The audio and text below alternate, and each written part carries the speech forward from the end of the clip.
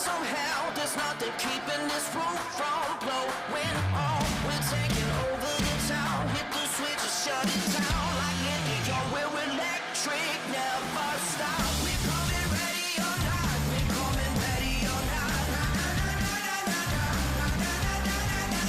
We're giving all that we got, we're giving all that we got. We're coming ready or not. We're throwing gas on the fire, the stratosphere getting high. We're trouble when we get crazy, we get wild. Got dynamite in our blood, get ready and buckle up. When we go big, we blow up in ferocious style. We're coming ready or not, we're coming ready or not. We're giving all that we got, we're giving all that we got. We'll never throw in that white towel. You're never knocking us out. We're coming ready or not, we're coming ready or not. We're coming ready or not. We're coming ready or not.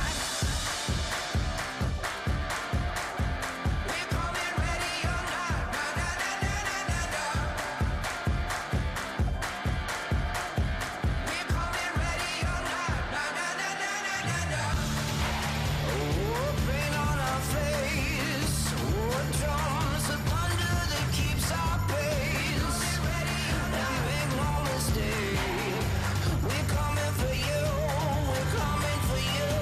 We're coming for you. We're coming ready or not. We're coming ready or not. We're giving all that we got. We're giving all that we got. All that we got, yeah. We'll never throw in that white towel. You're never knocking us out. We'll never know. We're coming ready or not. We're coming ready or not. We're coming ready or not. Racing isn't easy, but experiencing it is. iRacing puts you in the driver's seat with the industry's leading sim racing game. Drive on laser scan replicas of the greatest racing circuits from around the world. Go head-to-head against other drivers chosen by skill-based matchmaking to ensure competitive racing at every level. Compete across all your favorite series. In officially licensed cars, engineered to deliver the most accurate driving experience possible.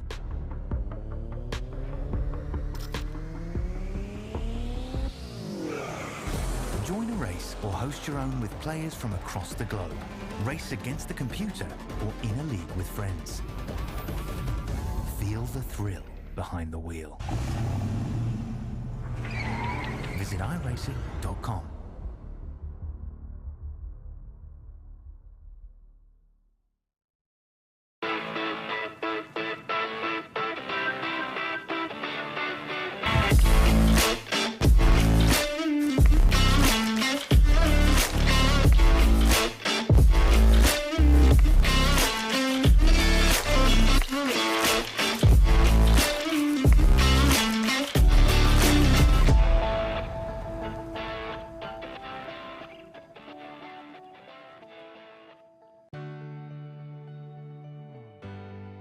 Our family started RVing a few years ago, and when I think about all those campfires and fishing trips and sporting events, these are memories that are going to last a lifetime.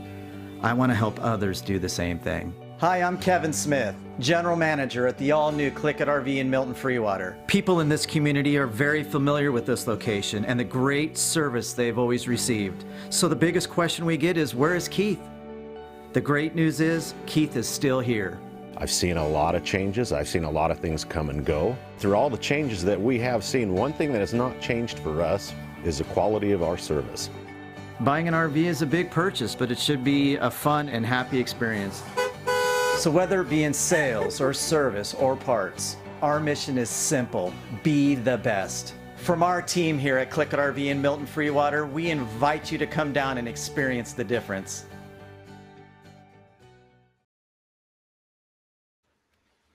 Hey, good evening, ladies and gentlemen. Happy Wednesday night to you, and welcome to another exciting round of the Northwest CLICKIT RV Fix Setup Series.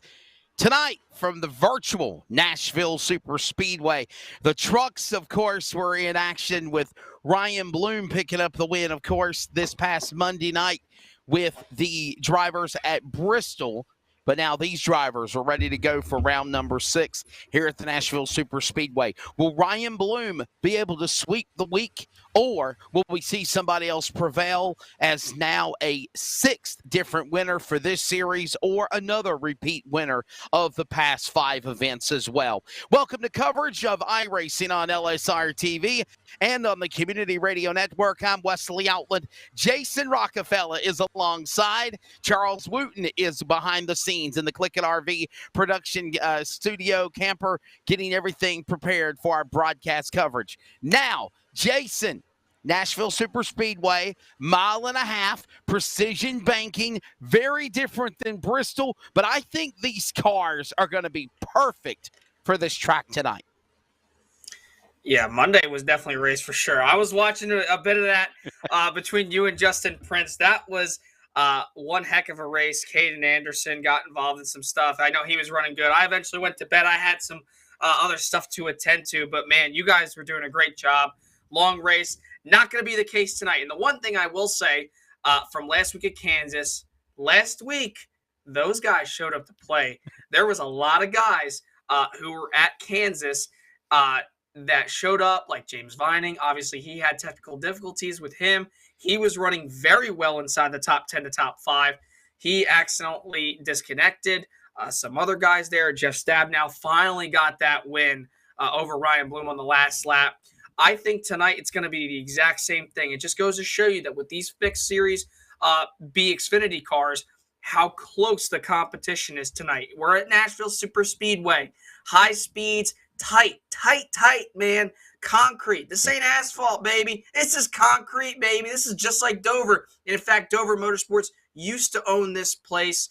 And then Dover, I believe they still do, and Dover Motor Speedway got bought out by SMI. But this track is going to be very technical when it comes to getting into the corners. You're going to have to get on the brakes, be easy on the throttle coming off. You can really easily wheel spin off 2 and off 4. It's going to be hard to pass. You're going to have to make sure you hit those apexes just right and make sure that you're able to save that right front tire for the end, because that is what's going to really cost you later on in the run if you wear it out too much. Yeah, just to help you out for clarification on the NASCAR side of things, Nashville Super Speedway and Dover Motor Speedway used to be a part of International Speedway Corporation, but Marcus Smith and Speedway Motorsports Incorporated did buy them out last year, and of course they are now under the SMI banner for both of these racetracks at the Nashville Super Speedway. That name will remain, but of course Dover Speedway or Dover International is now being known as Dover Motor Speedway as well, and I'm sure whenever all of the signature and literatures and insignia is done, you'll see all the new logos in that fancy race car oval that is always popular for SMI. You look at some of the virtual shots of the Nashville Super Speedway as the drivers meeting is ongoing right now. We await qualifying to get underway.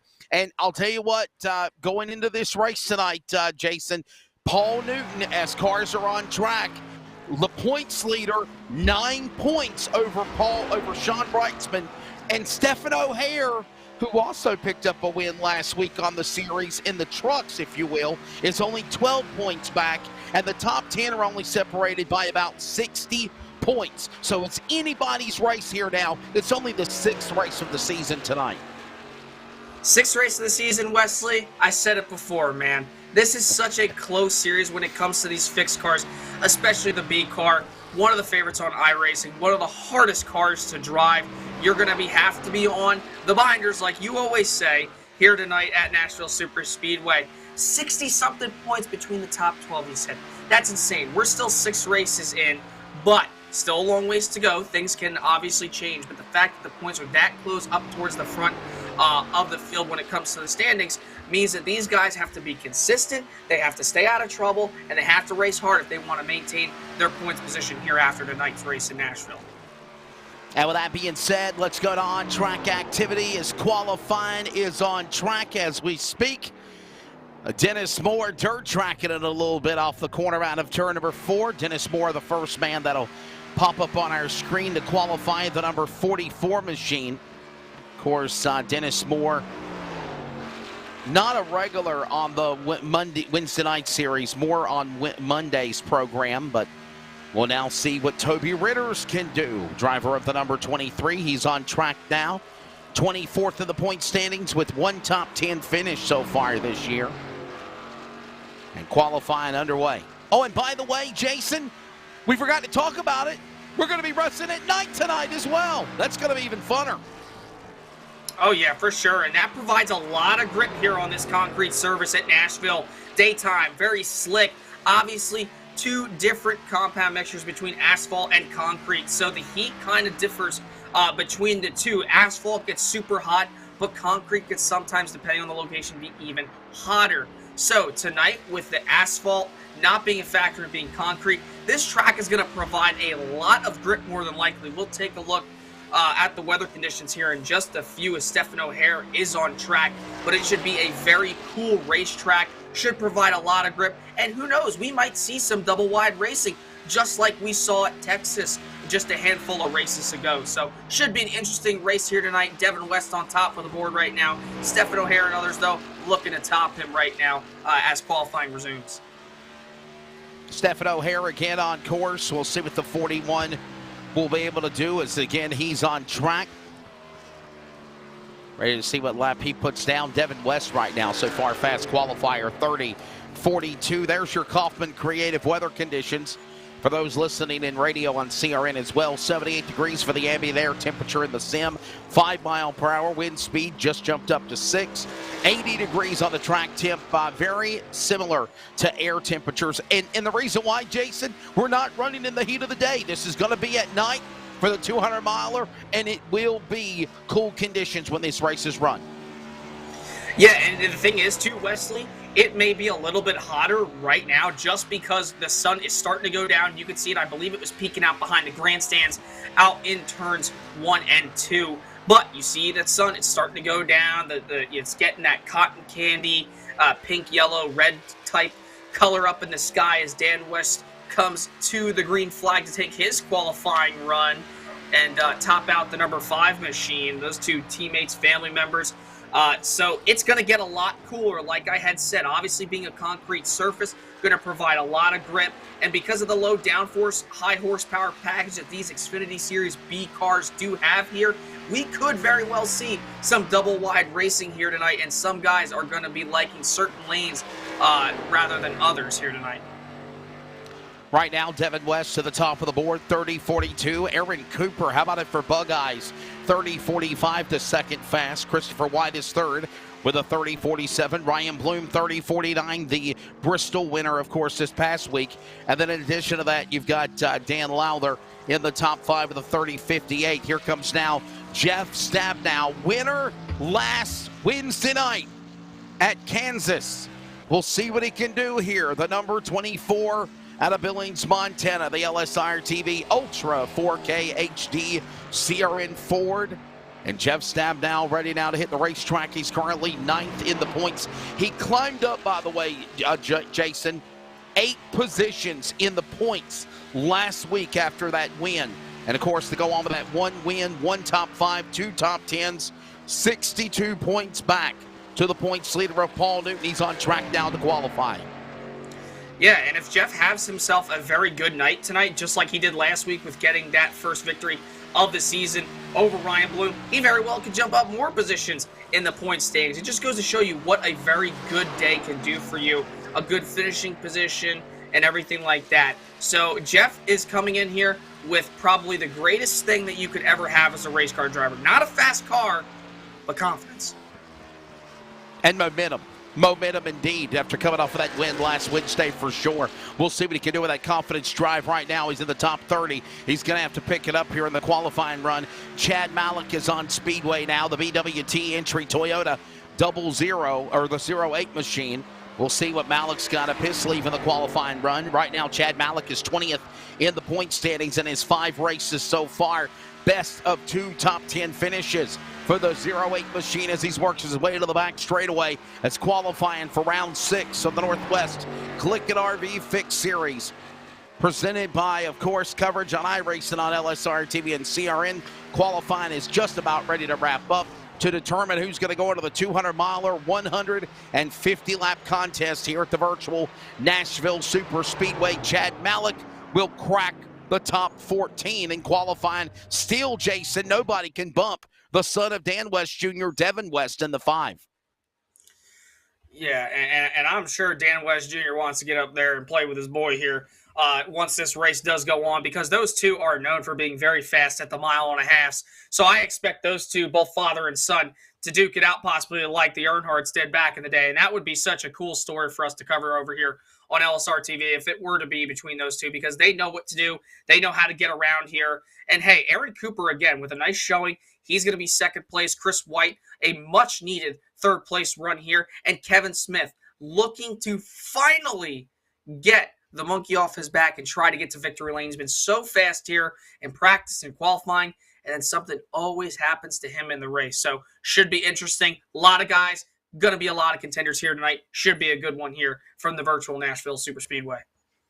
Yeah, just qualifying has officially concluded as the countdown clock on the top left is down to 0, and it is Devin West again officially grabbing the pole for the driver of the number 5. And if I'm counting my statistics correctly for Devin West, that will be his first pole this year for the driver, of course, of the number 5. And with that being said, we're ready to go racing here at Virtual Nashville. On the pole, again, Devin West, the Shelton, Washington driver, in the number 5. To the outside, Aaron Cooper with a run for the 71 in qualifying row 1.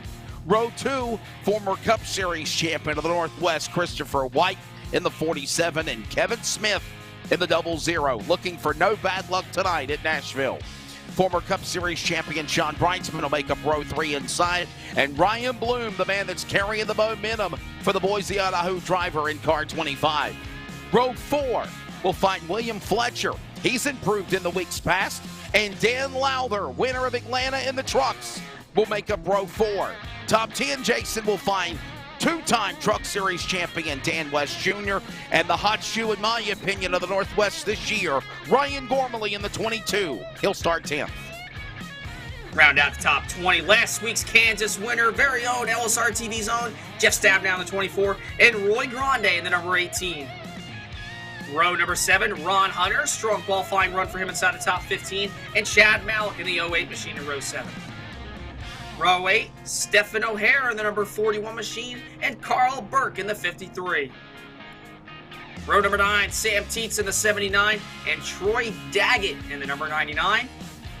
And to round out your top 20, Clifford the Big Red Dog, Toby Ritters in that number 23 machine, and Stephen Paulison in the 58. Row 11, John Ottenbacher, a solid top 3 podium Monday night at Bristol as well for him. And Brett Johnson, a new member of Team LSRTV in the 7. Row number 12, Zach Rush in the 82. Check him out on the dirt tomorrow night at Eldora, as well as the Northwest Stars of the points leader, the road course king, Paul Newton in the 27. Row 13 will find Chris Kynes in the 20, and last year's Truck Series champion of the Northwest, Tyler King, in 21. Row 14, Tyler Kim in the 38, Chris Camary in 15, and rounding out your top 30,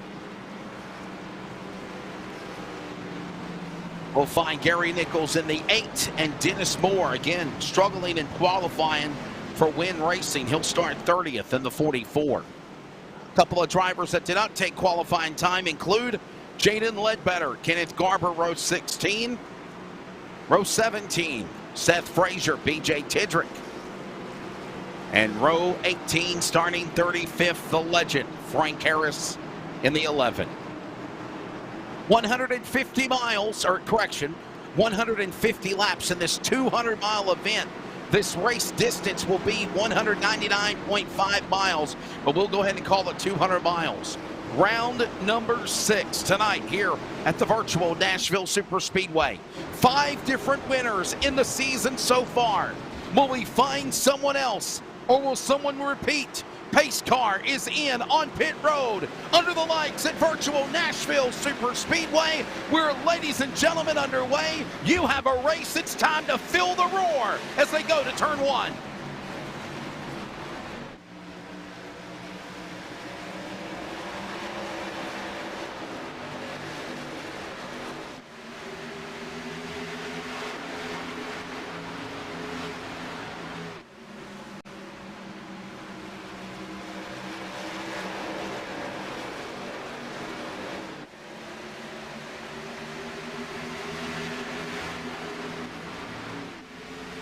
Problems for Paul Newton, no caution, but the points leader in trouble on lap number 1 there, Jason.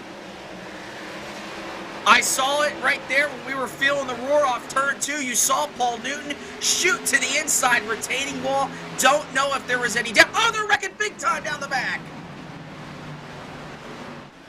Multiple cars involved, several cars involved in an accident, and still no caution flag displayed yet.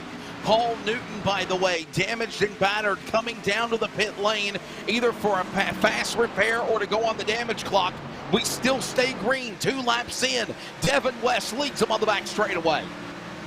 Devin West, last time around, 30.61, fastest lap of the race. You see some drivers already starting to try to get back on track. Stephen Pauls in the 58 just went a lap down. Had a massive wreck heading off 2 down the back straightaway, Wesley. They wadded them up halfway down, and they were all in the grass, so that's why the iRacing service did not throw the yellow, because it was below the racing surface. So they continue to race on here on lap number 4 with battles all over the place as we look at Dan Lowther, and now you're looking at the 28 machine and also the 22 of Ryan Gormley. They're side-by-side, single file now as they work their way into 3. Still holding it together now in the opening laps. About a handful of laps on the board this time by Toby Ritters. Now drops off the pace down to the bottom of the apron. He's coming down to pit road. Cars dropping off like flies of an attrition matter in the opening 5 laps. Nonetheless, we still stay green. Gormley now battles Fletcher. That goes on into turn 2.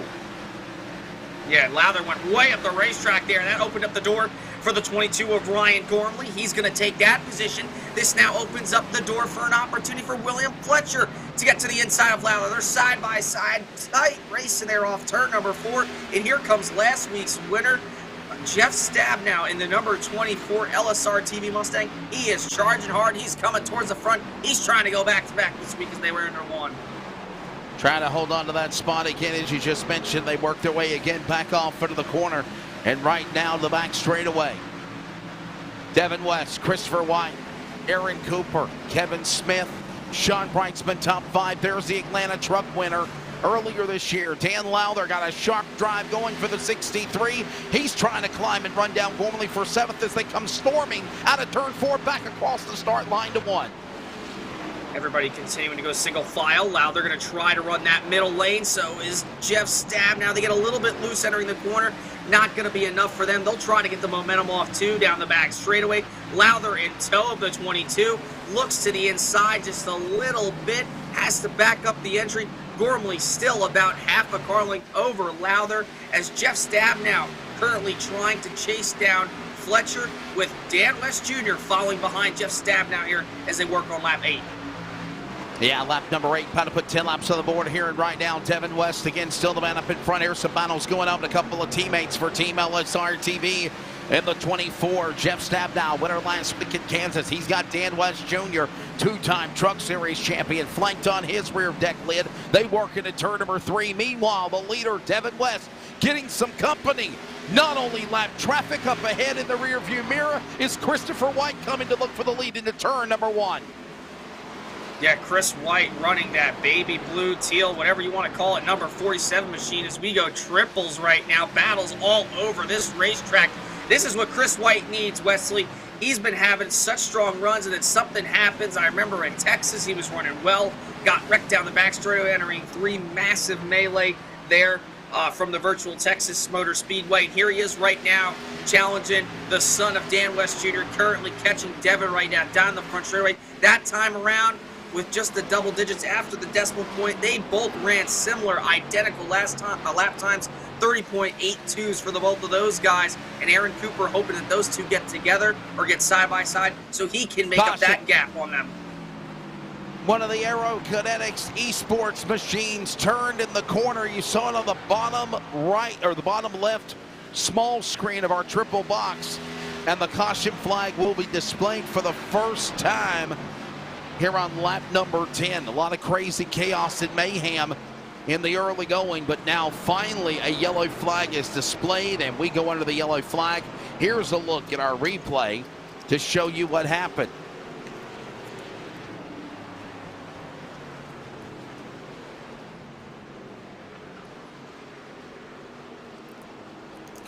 Understanding there might be some connection issues on the replay monitors, so we might not go back to an instant replay here.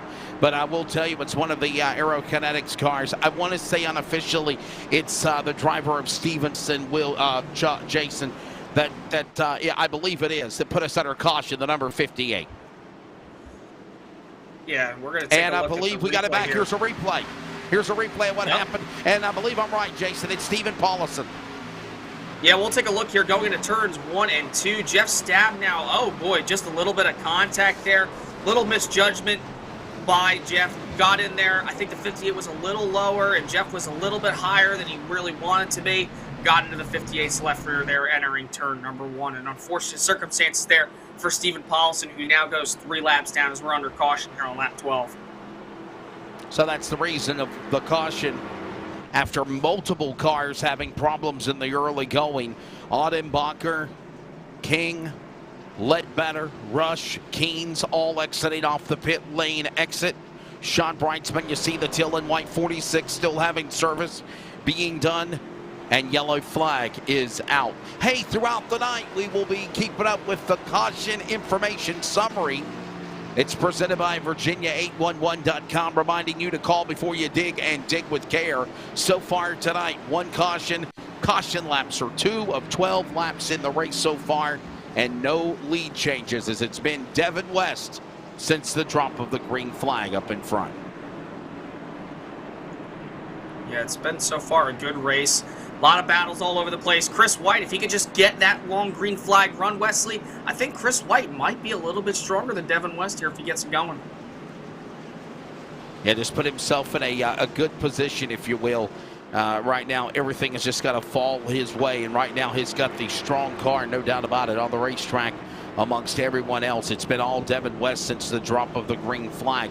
Christopher White did start to mount a charge, and then that yellow flag came out after Stephen Paulison went around. Hey, by the way, again, Virginia 811 caution summary, and don't forget the 811 call before you dig. 250 for the NASCAR Xfinity Series is this Saturday night at the Paperclip at Martinsville Speedway. And big announcement, Jason. Obviously, Chase Elliott coming back from injury. He will be returning to NASCAR Cup Series competition for Hendrick Motorsports after, of course, having a skiing accident back about a month or so ago. He's recuperated. He's ready to drive. But I will say this, man, from one iRacing successor to what he's done in junior motorsports and then driving for Chase Elliott, Josh Berry did a phenomenal job representing Hendrick, and in the absence of Elliott, cutting his roots, obviously, in the career started with iRacing. I really think we'll hear Josh Berry's name full-time in the Cup Series soon. Yeah, more than likely. It's just when it comes down to it right now between, NASCAR and the charters right now and how much they cost. I know Dale Jr.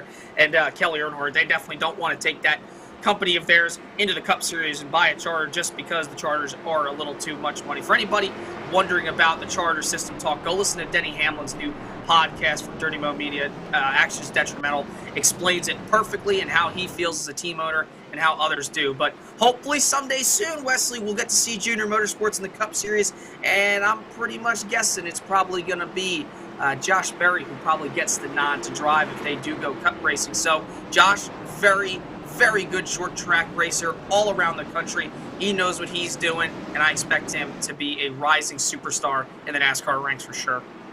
I'll tell you what, as the lights are off for the pace car, we'll get ready for the restart here in just a moment when they come back to the Geico restart zone out of turn 4 to close that subject.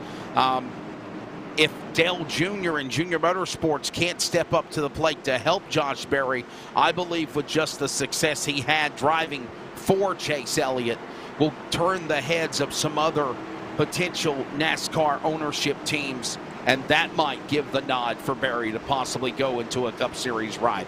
We'll find out as we ready now for the restart here.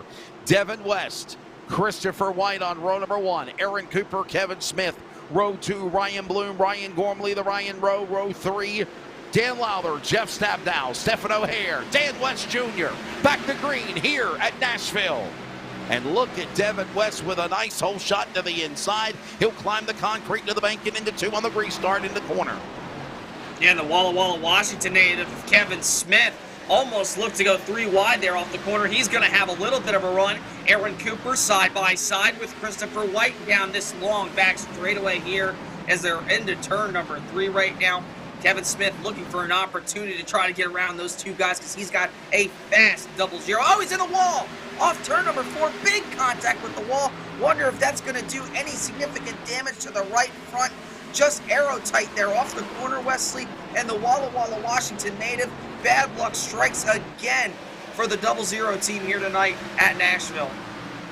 Ryan Bloom trying to run down the 00, but whatever problem again for the machine of Smith, it doesn't look like he's faltered or wavered any. He's still in the gas of that 00 machine, trying to close in now on third for Aaron Cooper. Another car slams off the concrete, working off the barrier. Out of turn 4, they hold their line together. The conga line is into turn 1. We have a yellow flag on the racetrack. And a caution out over the speedway. This will be the 2nd yellow flag of the race. We're understanding it's Paul Newton, believe it or not, the points leader with problems on the start of this race. And Jason, it continues to get worse for the 27, Paul Newton, and caution out again. Man, it's just not looking very good right now for the points leader, Wesley. He's going to have a Christmas miracle in April if he wants to try to have any sort of go back. There was a wreck up in front of him, the 8th and 15, and slam into the wall, and a slam and another slam there. 3, 4, 5 major hits there. The 8, it looked like of Gary Nichols. I saw another guy involved. I know Paul Newton was involved. Toby Ritters might have had a piece of it. Not too sure. We might have to look back at the replay again. But what a major incident for your points leader there off turn number 4. Yeah, John Ottenbacher looks like he might have got a piece of it, so as well as Chris Camary. And nowhere to go for the points leader in that outcome exchange right now. Caution out again. Let's see him replay from another angle.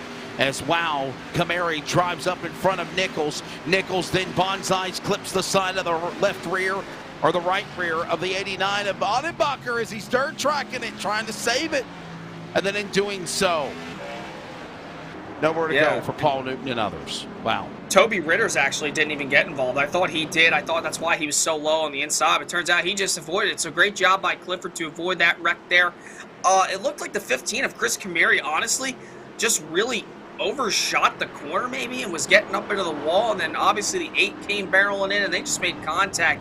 So not really anybody's fault. It's just a racing deal, unfortunately, and that's the way it goes around. You know, what goes around comes around here when it comes to racing. Sometimes you get the bad end of the stick or the short end of the stick, and sometimes, you come out, really, really strong. So unfortunate circumstances for some of those guys like Paul Newton. That's 2 instances he's been in here tonight. He's in the pits currently.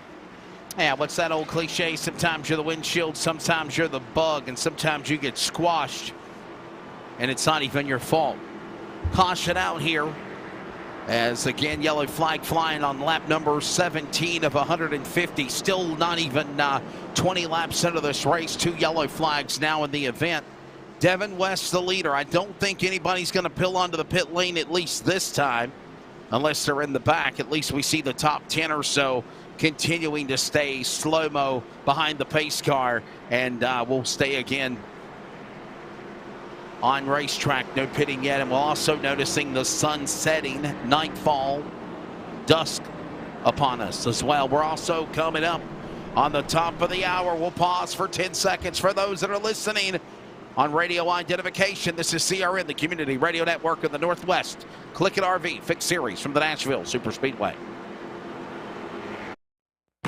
Community Radio Network. WCRN 87.9 FM. Clayton, Garner, Raleigh, North Carolina, USA.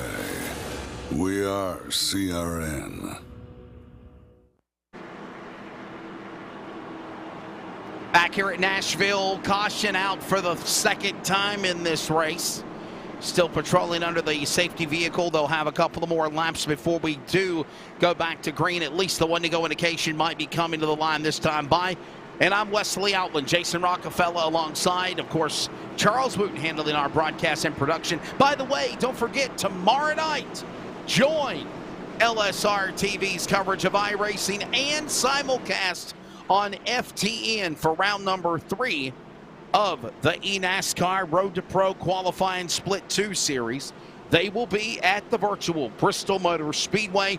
Remember that Road to Pro race that we had on the distance and the way things were handled for the Northwest trucks on Monday night? That's to prepare them for the real Road to Pro eNASCAR event coming up tomorrow night. Airtime around 8:50 Eastern Time. Terry Radford, Jason Rockefeller, and Daniel Falkingham in the broadcast booth. And don't forget, tomorrow night as well, doubleheader iRacing coverage. We go to the dirt for the Northwest Super Late Model Dirt Series, round number 6 from the virtual Eldora Speedway. Will somebody stop BJ Duval from 5 wins in a row? We notice he's not here tonight. Maybe he's prepping for Eldora. We'll be ready for that tomorrow night. And by the way, don't forget, on Sunday, we're going to Kansas Speedway for round number 3 of the World of Thunder Esports League Truck Series as well. Follow coverage at iRacing on LSRTV, on Facebook, Twitter, and Instagram. Tuned in on YouTube. Hit that subscribe button to follow all of the upcoming racing coverage for this week and beyond. Well, Jason, let's try this again. Pace car gets ready to drop onto the pit lane. Devin West and Christopher White ready to bring us back to a restart. Yep.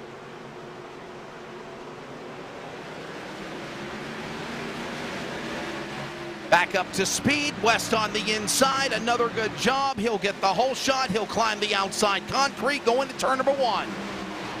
Yeah, Devin West, really nice entry right there. Arced it just right there. 71 of Cooper still side by side with Chris White. These two have been battling the last couple restarts. Here they go again. At it 3 wide down the back straightaway. Gormley, Bloom, and Smith entering turn number 3.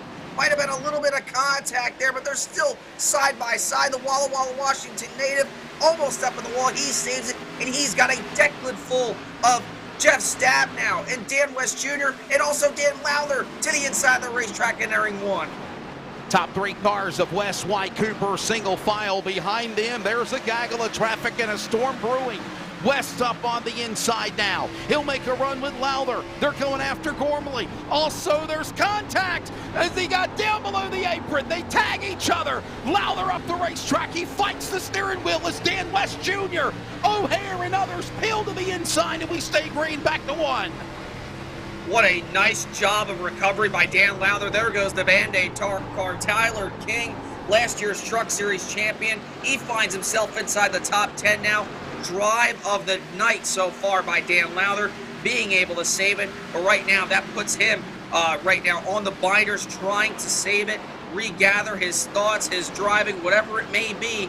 And he's currently under fire from a lot of drivers who are hungry to try to gain more positions. He's in the wall off turn number 4.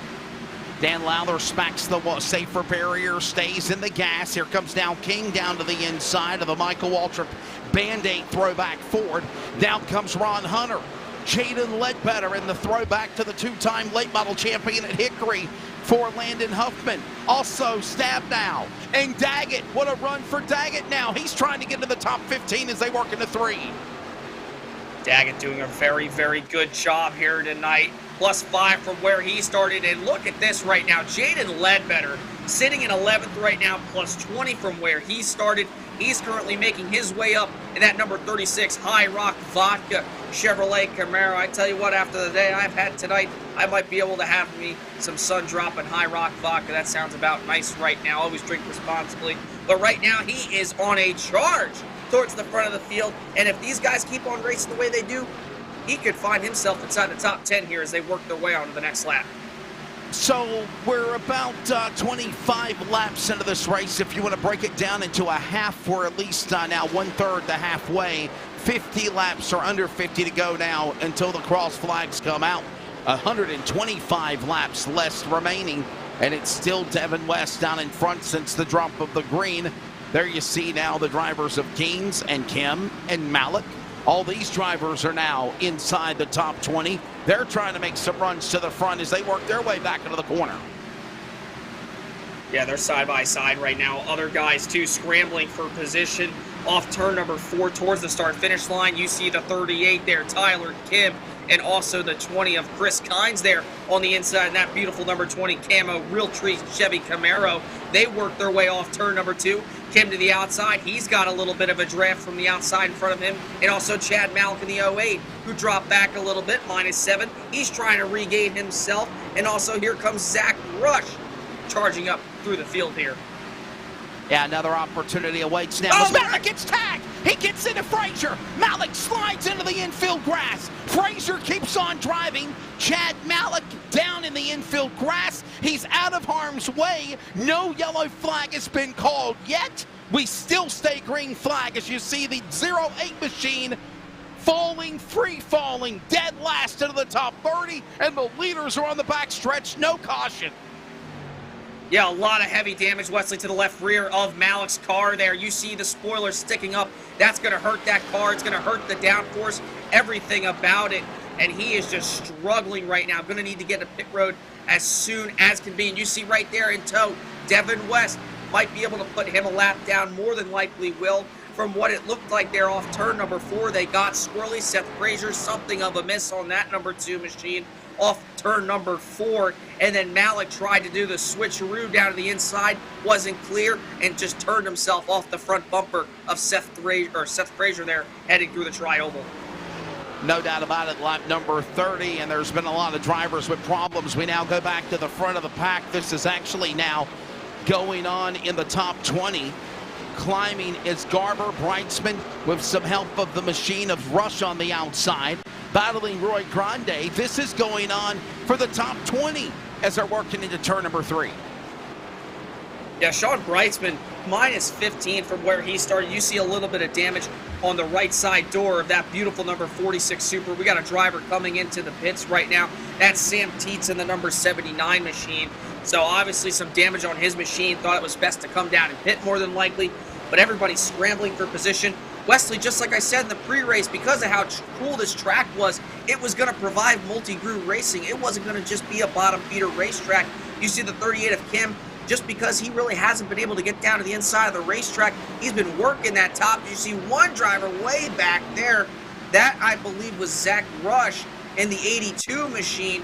He practically got into it right there off the corner, heading down into turn number 3. That car almost shot right up the banking after touching the yellow line there entering 3. Yeah, problems for Tyler Kim as well as he climbs up on the outside lane. Meanwhile, we pick back up with a battle going on inside the top 10 for 6th, 7th, 8th, 9th, and 10th. There they are, led by Kevin Smith. Dan West Jr. creeping down to the inside, and that allows O'Hare, Lowther, and King to run them back into the corner in a 2. Yeah, and also look at, here comes King now to the inside of Dan Lowther. That's going to be the battle right now for the 9th position just inside the top 10. They're side by side entering turn number 3. King tries to get the better arc. Lowther using the top lane with the momentum off the corner. He'll look like he's going to clear King off the corner, but just by about a quarter of a car length, and they're all trying to chase Stephen O'Hare in front of them. Nashville Super Speedway, located just outside of the Music City in Lebanon, Tennessee. They call it Super Speedway because it is the bigger version of the Nashville Fairgrounds Speedway track that is the 5/8 mile in downtown Nashville. This track is 1.5 miles, and right now, Dan West Jr., his son Devin, is leading, but he's in a battle amongst himself to battle with Kevin Smith and Stephen O'Hare. This is to stay in the top 6 as they work into turn 1. Yeah, these 5 cars, you might as well throw them under a blanket and let them fight each other and see who comes out on top, because that's what they're doing right now. And you saw the 55 way up against the wall there of Dan West Jr. Almost tank slapped it off too, but Kevin Smith, O'Hare, and also King, they're in tow with each other.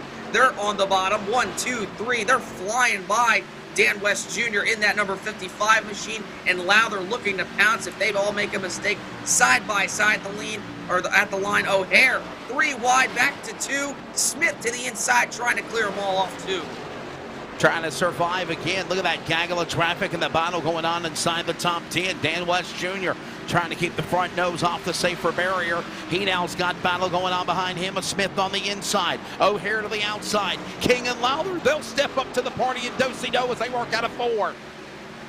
Some great action here tonight from the virtual Nashville Super Speedway provided by LSRTV and Cody in the production booth.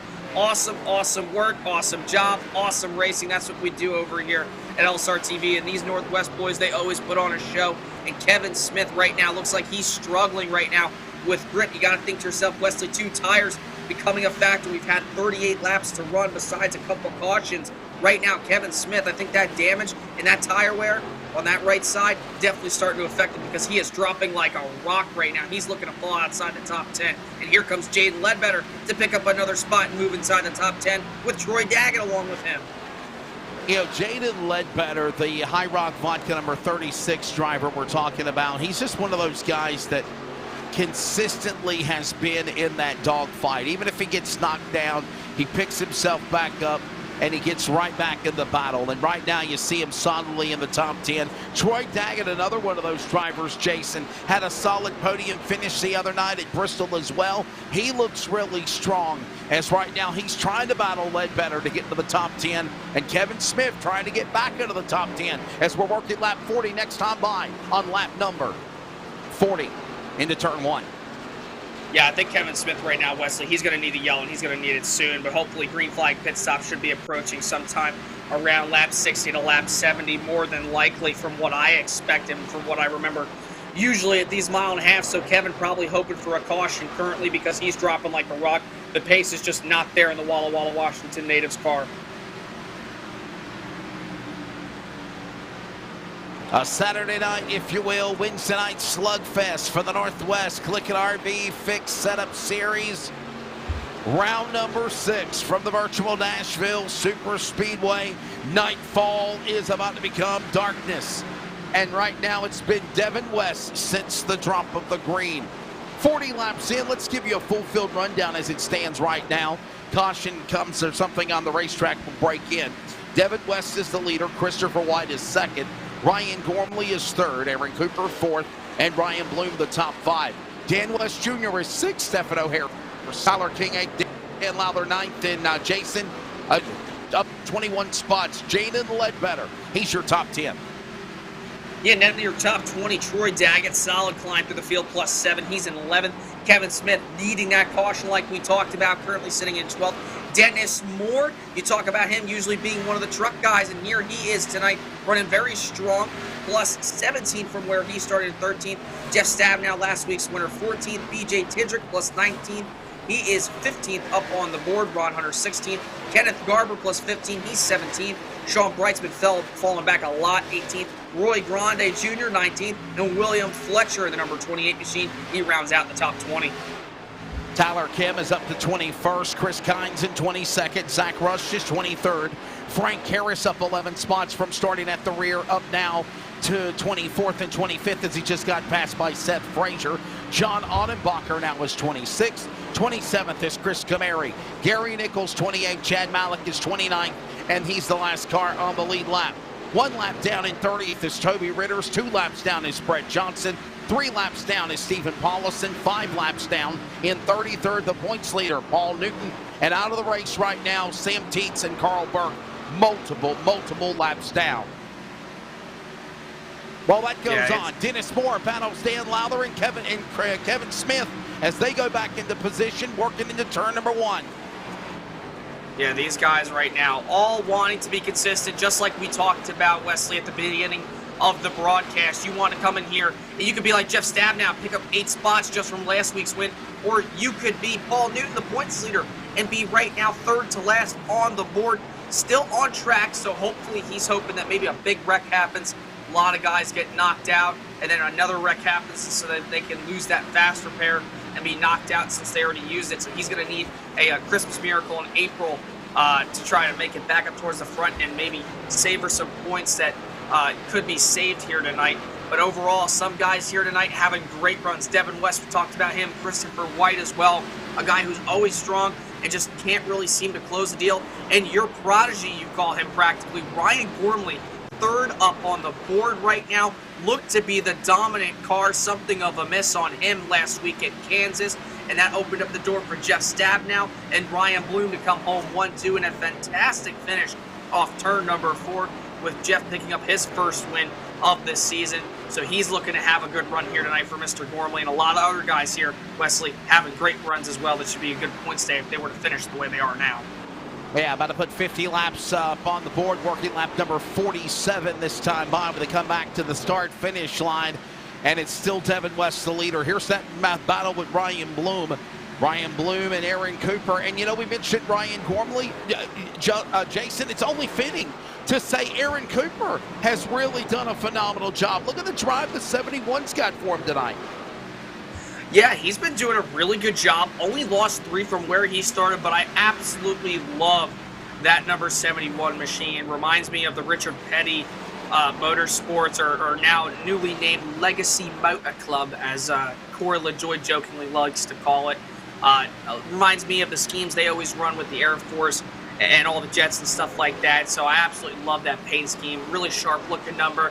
Here he is out here having a great run. Had a good speed week back for the trucks and the Xfinity B-Fix Series cars back at Daytona. He's been there in contention for some races. Just hasn't been able to close the deal out, just like Chris White. So he's having himself a nice solid top 5 run. Maybe tonight could be the night that guys like Aaron Cooper, like Ryan Gormley, and like Chris White can finally get to victory lane after being so strong and just can't close the deal.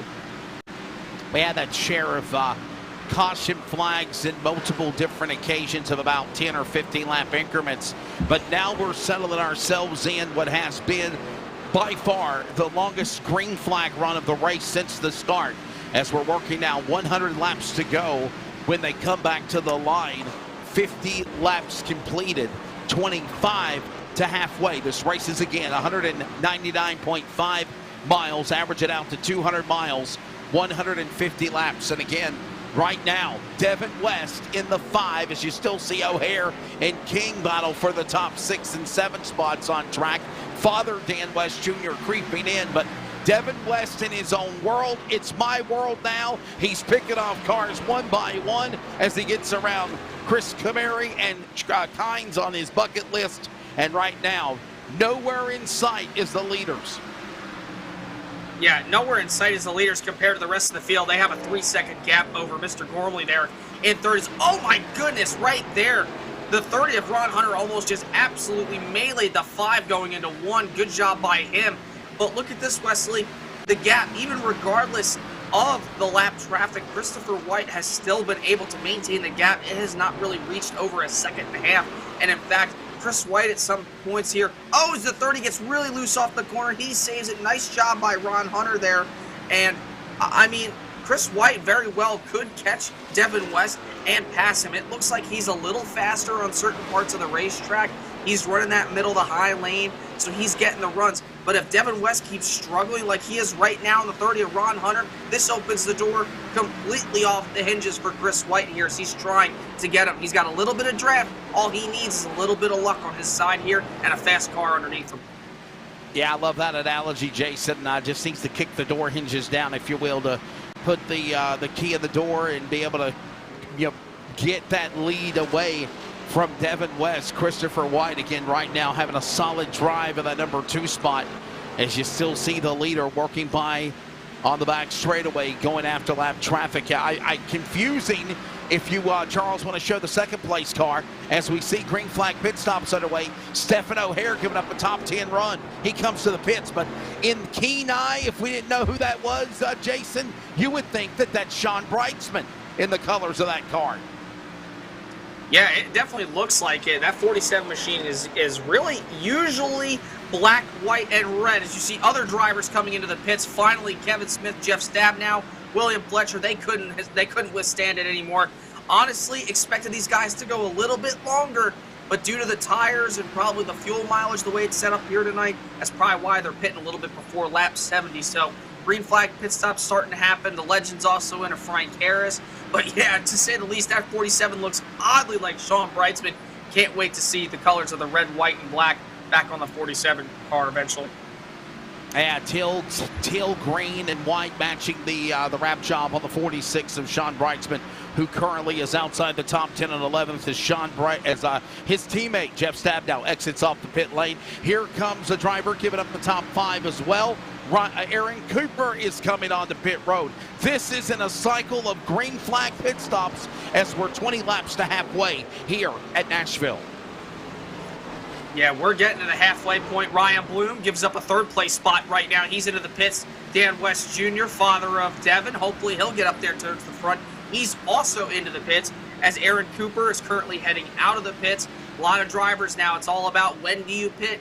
The thing is, though, that I'm wondering is when are those top 3 main guys going to really pit? Because once they pit, that's when the strategy starts to come into effect. Yes, these guys are throwing in the undercut, trying to maybe make up some track position. And, I mean, they kind of opened up the door for pit stops in a big way. But, I mean, right now, Devin West and Christopher White and Ryan Gormley, once one of those top 3 guys up on the podium pit, that's when the doors really open for green flag stops. And that's when you really start seeing the strategy. Still some strategy right now, but when those guys pit, it's going to be big. Devin West again, Christopher White, Ryan Gormley, Dennis Moore, Jaden Ledbetter right now the top 5. They have yet to pit. It's now Tidrick and Garber battle for position. And now the leader does come on and peel to the pit lane. The 5 of Devin West, who has led the show for the opening 60 laps, is underway and coming to pit road, Jason. Yeah, he's making his way towards his box right now. No doubt about it. Going to be 4 tires and fuel for the number 5 LSRTV car. Here he comes into his box, stops, just a perfect stop for him. No mistakes, going to have a smooth exit. And now Christopher White, he enters in, so we'll have to see who had the better entry. This could be the battle for the lead, and what could win you the race possibly this early on. If this race does go green to the end, I expect Ryan Gormley to probably come in here in the next few laps as well, Wesley. And here comes the 47 to his box.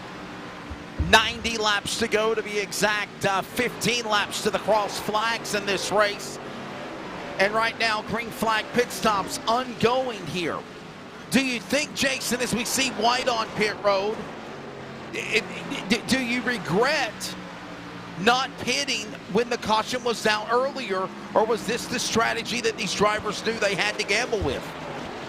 No, I definitely think it was kind of the strategy these guys knew that they had to gamble with. I mean, if you didn't pit earlier, you know that this race, it tends to be, from what we've seen in the last few years, that it's been on the NASCAR schedule again. It's usually been coming down to pit strategy usually. I mean, whether you're Ryan Preece winning a truck race, whether you're Kyle Larson, you know, or like you could be Ryan Gormley right now, it's all come down to usually pit strategy here at these night races. So only time will tell. We'll have to see. But I do believe that pitting around this time obviously was the right call, and probably staying out the last time around wasn't definitely it for sure. Green flag pit stops continue here. Ryan Gormley just come down to the pit lane. This now puts Dennis Moore for Win Racing and Bomb Speed up now in the front with that Chevrolet Camaro. He'll now lead. Jaden Ledbetter right there flanked behind him. Battling went out with Stephen O'Hare on the tail end of the lead lap. Now only 12, now make it 11 drivers on the lead lap with Devin West. And we're closing in on the other drivers. Moore, Ledbetter, Daggett, Garber, Tidrick, Brightsman, Grande, Odenbacher, Kim, Nichols have not pitted yet as they work into turn number 3. At least in this green flag cycle, I mean, Jason. Yeah, what they're hoping for is they're wanting a yellow right now. Only 11 cars from what it looked like. No, I guess it was 20. Or no, yes, currently right now up on the leaderboard from what it shows up on the TV monitor, 11 cars are on the lead lap right now.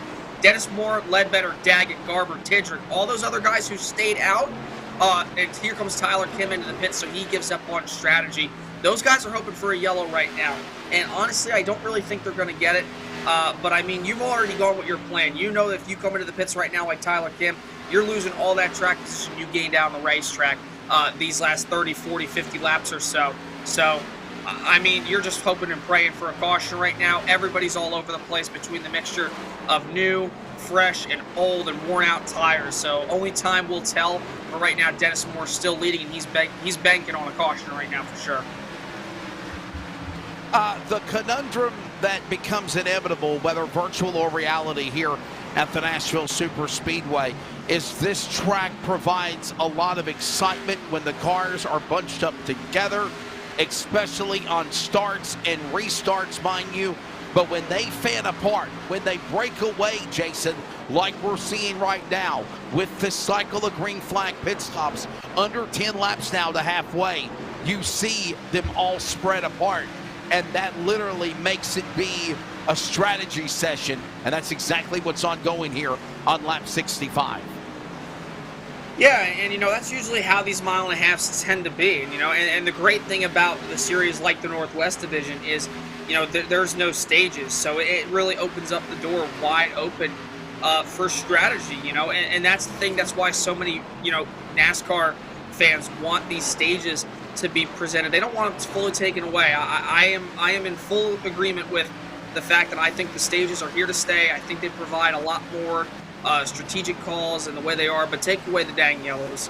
You know, I think everybody could agree that they want the yellows away. And fortunately enough for this series, they don't have to deal with that. So they can come out here and race and either bank on the race being a chaotic wreck fest or bank on it being, you know, a strategic race. You know, like if you're Dennis Moore, like if you're Ryan Bloom, or any of these guys that are running out here. So I applaud the Northwest for not implementing stages, and it definitely makes it a whole lot more interesting because we up here in the booth and Cody over in the production studio, we get to sit here, call the action, talk about these guys like Kevin Smith, who's having a good run tonight after having such heartbreak bad luck, and guys like Jade Ledbetter, currently second, and all these other guys. And then it all dwindles down into those final moments, and it can come down to inches at the line. Yeah, it just lets things fall naturally into place, if you will, than trying to force things to take place, no doubt. Right now, Dennis Moore is the man that's leading. He's got about a 3.5-second lead on Jaden Ledbetter. Troy Daggett again and sitting in third. Kenneth Garber, BJ Tidrick, top 5 as it stands. There's Garber on track. And again, we're waiting for these drivers to come to the pit lane. Hey, you remember what I was telling you about? Look at that car. Remember Christopher White? There's Sean Brightsman's car. And see how the cars, you know, and that's the thing that, you know, oh my gosh, I'm having a brain fart. Like Trading Paints is able to provide for these drivers. They can show off their talent, put logos and small businesses on these race cars, and then go and show them off to hundreds of thousands of e-racers all over the country, all over the world. You know, and you know, you could be racing one moment with, oh, you see the 63 of Lowther gets in the wall again there off the corner. But back to my point, you know, you could take your paint job that you made and you're supporting your local business or your buddy's business or whatever, and show it off to people who never even heard about it and get business. It's a great way to advertise. It's a great way to have fun. And you know, and that's the thing, you know, you never know. You could be racing with your buddy one day, and then tomorrow you could be racing Dale Jr. in a C-fixed race at North Wilkesboro. That's just the way it goes around on iRacing, and that's what makes it so much fun. Dennis Moore is still the man up in front of the number 44 machine, up 29 spots, where he started the race in, of course, the 28th position. Solid drive again for the 44, but again, they've not pitted the win racing entry. Ledbetter is right there with them in that second position. Garber third, and now you see another battle starting to heat up between a couple of lap cars and lead lap cars. Kevin Smith and Aaron Cooper trying to move around lap traffic to get back into the climb. And here comes Garber now, giving up a top 5 run. He'll come to the pit lane. You know something, Wesley, now that I'm trying to piece it all together and we're talking about strategies and whatnot, I think people like Kenneth Garber, Troy Daggett, BJ Tidrick, Jaden Ledbetter, and Dennis Moore I think that they're banking on a one pit stop. I think that they want to try to make it to the end. Their plan is stay out as long as possible, pit when we can. We already trapped these guys a lap down. They're already ahead of us. Now they got their lap back. Why not pit, lose a little bit of track position, and then when it comes time, they could try to stretch it all the way out and make it to the finish. It makes perfect sense almost, and it splits it completely in half and halfway. So these guys might literally be banking on a one stop and hoping for a green flag finish. That might be a great analogy as now here comes John Annenbacher coming on to the pit lane. He'll give another pit stop in for service and work. And while that goes on, we'll bring you back inside of our CLICKIT RV LSRTV broadcast booth as we are in our mid-race update report. As we are approaching halfway, I'm Wesley Outlet. Jason Rockefeller is down below. And again, Charles Wooten keeping you up to date with what's going on here as the coverage continues on the big screen on the far right. Jason, typical Nashville. What can I say? There's been some crazy calamity. Then we've had the long green flag runs. That long green flag cycle continues after the second yellow. And besides Dennis Moore, it's been all Sun Devin West in the 5 up in the front. Yeah, and I mean, and if this race goes on to play the way it is, I mean, Dennis Moore and Jaden Lederbetter are going to look like Albert Einstein's 1 and 2 out here tonight if they can one stop it. But that's the thing, and I said it right there in that sentence, key word, notice, if. That's the thing, is if it goes green all the way to the end. We've seen it plenty of times. Troy, see, look, right now, Troy Daggett finally gave in. It's time for him to stop. Dennis Moore and Jaden Ledbetter are still out there. They are banking on either the caution, but I don't really think right now with the way that they are, they don't want a caution. But even if they do get it, they're still up there, and everybody's going to pit, so they already know that. But really, I think their plan is they want to stay out as long as they can, pit when they have to, and make it a one-stop race because it just makes perfect sense. But I mean, if Dan West can get, or yeah, not Dan West, Devin West can get, both of them have similar names, so it's it's confusing. They both run similar cars. One's red, one's blue. It's 12:30 here on the East Coast. I'm losing it. But anyways, if Devin West gets up towards the front, he is going to have a challenge from Chris White. He's been right there in tow with them all race long. He hasn't given up a lot of track position, and he's really maintained that gap. It hasn't grown to more than about a second and a half when they were leading the front of this field. So I look for people like Dennis Moore and Jaden Ledbetter to be the ones to be like, man, can't believe that happened. But if it doesn't work out, I think Chris White, I think he's got something for Devin West. Yeah, and I'll say this as well. If you're watching the broadcast, this is the perfect example to describe to you strategy. There is multiple strategies that are being ongoing right now. People have different setups. They have their different course runs with tires, conserving fuel, saving fuel. It looks like BJ Tendrick is getting ready to peel on you to the pit lane. He's getting ready to pit now. And again, I think maybe the top 5, Moore, Ledbetter, Brightsman, Grande, they were waiting for a caution. I don't think they're going to get one like they thought. Now you've got to decide, when do I need to pit? Because obviously the inevitable is coming, Jason. You're going to be so far behind the 8 ball, and you're going to cycle eventually back on the scoring pylon and put the 5 of Devin West back to the lead. Yeah, well, Jaden Ledbetter just pitted now, and Devin West. Yeah, and Devin West now, because these guys have stayed out for so long, Devin West didn't just make up his lap. He is only 12.5 seconds off the leader of Dennis Moore right now.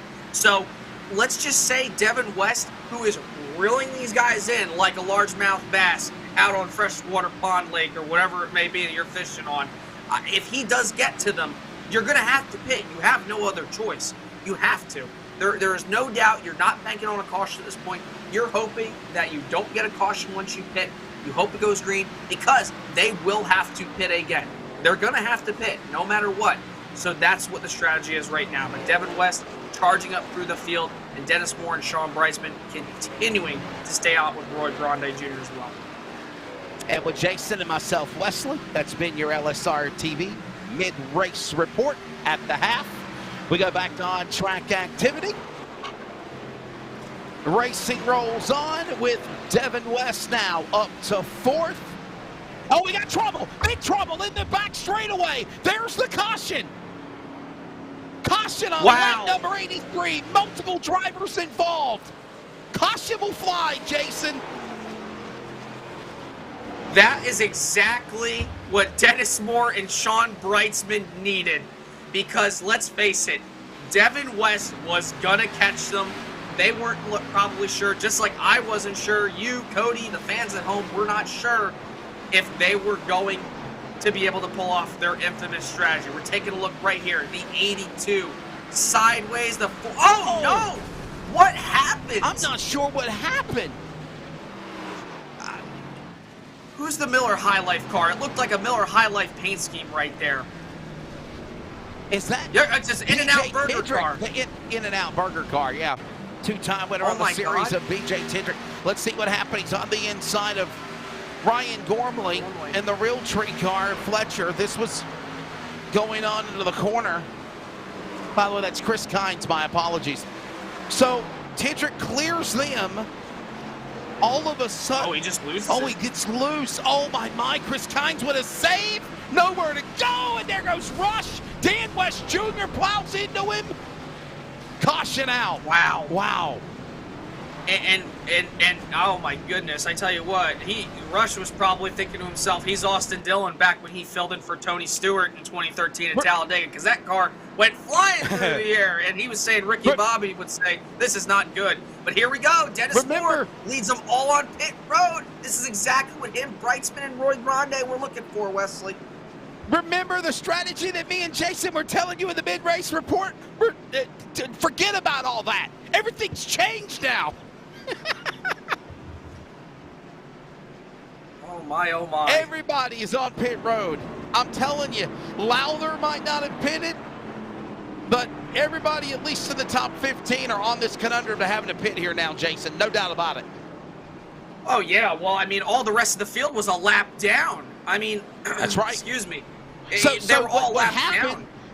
So Jason, to elaborate on that before we do go to an extended commercial break, because we haven't took one yet, we'll go side by side. But to elaborate on that, as you said, Jason, you got all these drivers that were a lap down. The caution comes out. Everybody that's not pitted or pitted in the first sequence is up on the lead lap are going to pit again. Moore and company are going to pit again. But if you're a lap down, you're stuck behind the 8 ball. You've got to go for the wave around to get back on the lead lap again. Yeah, you have to, and that's the thing, you know. I mean, you're a lot of these guys. Everybody's going to be on various strategies right now. Everybody's going to be on the same tire, fuel sets, whatever. I mean, and Dennis Moore, Roy Grande Jr., I mean, and Sean Brightsman fell all the way back to 13th. I'm not sure what happened with him, but Roy Grande, Dennis Moore, they're the Albert Einsteins of the night right now. They played their strategy perfect. They were either banking on pit and then hoping that the field was going to pit again, and they were going to run it all the way to the green and have no yellows. But then they had the second option that was going to work, and that was the caution before Devin West would catch them. And man, they're praising the Lord right now, thanking Jesus, everything like that right now. That's holy that they got that yellow. We're going to go and step away side by side. Quick break. We're back from Nashville in a moment. At CLICKIT RV, we know there's a lot of heritage and history at this location. RV sales and service has been part of this community for decades. We knew there was an incredible opportunity here, but to see where we've come in just a year is incredible. None of it would be possible without the patronage and support from this community. So whether it be a more convenient and accessible service drive, a fully stocked parts department, or this amazing sales facility, what drives this team daily is making sure our customers leave here with the best possible experience. Racing isn't easy, but experiencing it is. iRacing puts you in the driver's seat with the industry's leading sim racing game. Drive on laser scan replicas of the greatest racing circuits from around the world. Go head-to-head against other drivers chosen by skill-based matchmaking to ensure competitive racing at every level. Compete across all your favorite series. In officially licensed cars, engineered to deliver the most accurate driving experience possible.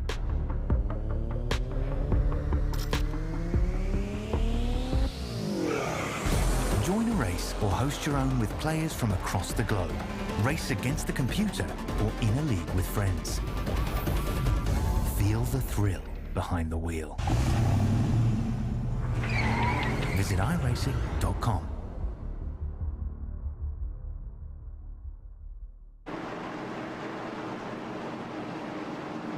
So we're about to come back to green real quickly. Two things before the restart. Number one, caution summary, but first the weather. 78 degrees, 81 track temp. Not pretty much anything stayed the same on the weather. Right now, your caution summary presented by 811, Virginia 811, call before you dig. 3 cautions, 10 laps, 78 laps green, 10 under yellow, 5 lead changes, and we're back underway.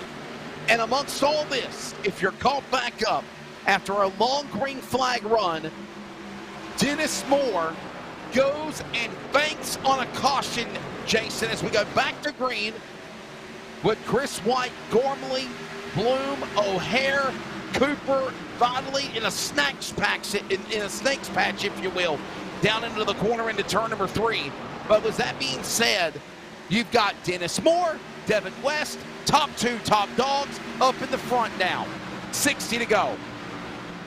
Yeah, I tell you what, right now, Wesley, from being around all the liquor today at work and stuff and stock, and this is looking like a Bud Light Seltzer variety pack right now. You got all these drivers, different driving styles, different flavors, whatever it may be. You got Chris White up here. He's trying to work down to the bottom of the racetrack and try to chase down Devin West because he knows that's his biggest competition here tonight. Oh, and by the way, not to mention the fact Devin West is closing in on Dennis Moore, so I expect him to probably pass Dennis Moore within the next few laps. And Ryan Gormley, he's also running down those guys as well.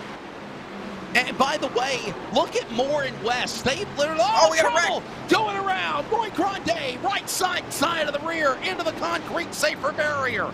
Caution out. Everybody goes to the bottom to miss him. And the Aero Kinetic Sim Sports, number 18, damage on the right rear. How badly is the car? It doesn't look like it's crab walking from the contact, but we go under the yellow flag as his Chevrolet Camaro limps down the back straightaway, and we're under caution for the 4th time here at Nashville. Yeah, unfortunately, that was just a circumstance of not a lot of guys giving enough room right there. You saw the 71 Aaron Cooper way too hot getting in there, gets up into Grande, sends him up into the outside safer barrier. He has right side damage on the quarter panel. That's going to hurt him with downforce. That's going to hurt him with drag and whatever. He's not going to be fast down the straightaways. So an unfortunate good night turned bad for Grande in that number 18 machine after banking on the caution like Dennis Moore and him were, along with Breitzman. Sean missed the pits or something like that. I believe he's all the way back in 11th. And now Grande with an issue, and that just leaves Dennis Moore to possibly have an issue, but hopefully not. He's doing a good job at the front. Unfortunate break, though, for Roy Grande Jr. in that number 18 machine. So under 60 laps to go. I don't see anybody in the front of the top 10 at least pulling onto the pit lane to pit. Or maybe people behind in the top 20 might be coming in for service. Hence, the drivers that were mired back a lap down and had to take the wave around to go back on the lead lap, they might be pitting. But right now, again, Jason, sequence of what we talked about. You literally get everybody bunched up again for a restart after a long green flag run. And as I said, there's a scenario here in Nashville. You normally have a probability of a caution quickly, and that's what happened. Yeah, and right now, you know, I mean, he's looking really, really strong. Dennis Moore up at the front of the field. So, I mean, he very well could steal this one away if everything comes into fruition and he does a great job. You see the 5 of Devin West. He's lurking there. Gormley also hungry for a win after being so dominant at Kansas last week. Ryan Bloom, he's trying to not be the bridesmaid this week after finishing second to Stabnow last week.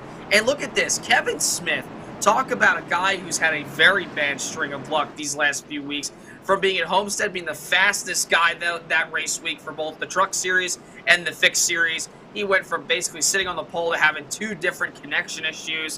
One with his son playing Fortnite and the other one for God knows what. But here he is tonight, 7th up on the board, looking to have a solid top 10 run. Jeff Stabnow, last week's winner. And this is the thing, these cautions and the strategy, the way it played out, look at all these guys up at the front right now who weren't really up towards the front earlier on in the race. I'm going to tell you, as we moved into tonight's event, Paul Newton, Sean Brightsman, Stephen O'Hare, Ryan Bloom, Seth Frazier, top 5 into the points. I am not going to be saying any false analogy on this, especially after the bad luck that the points leader, Paul Newton, has had 6 laps down in 32nd. And that's the thing. He's on track, though, Jason, but he's 6 laps down. But he's got to stay in the fight. He's the points leader. Every lap, every position gained, even if your lap's down, that's going to help you in a run for a championship. Hey, I know everything resets in the playoffs, but you want to hold on to P1 for a championship run while you continue in the regular season.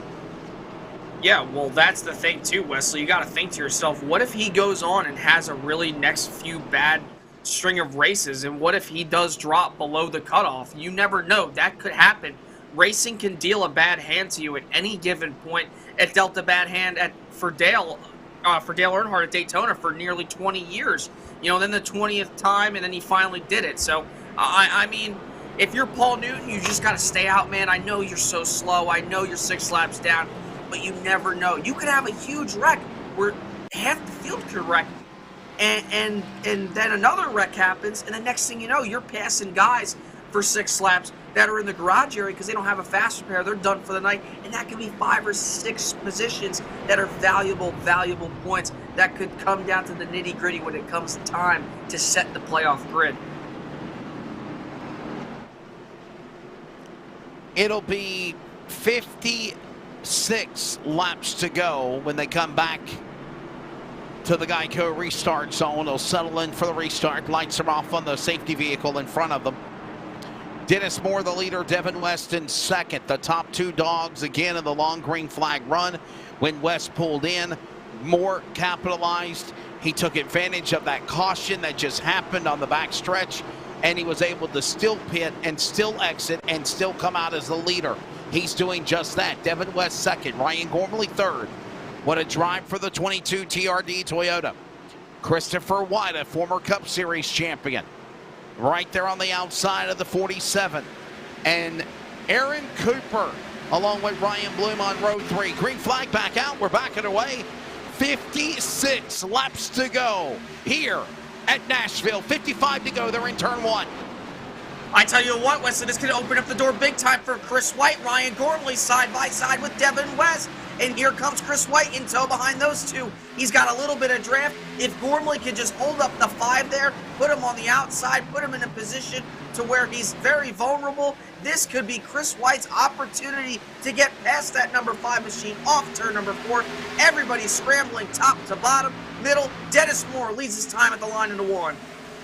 But he's got to do it smartly, and that's the key. Working up into the 1 and 2 corner. There up on the high side, Aaron Cooper. Remember what happened the last time he got up on the top shelf for the tater patch? He about took out, he did take out, correction, Roy Grande. Now, battle going on for third. Chris White battles Gormley. That goes on to the 3. White side by side with Gormley, this time by off turn number 4. That opens up the door for Ryan Bloom.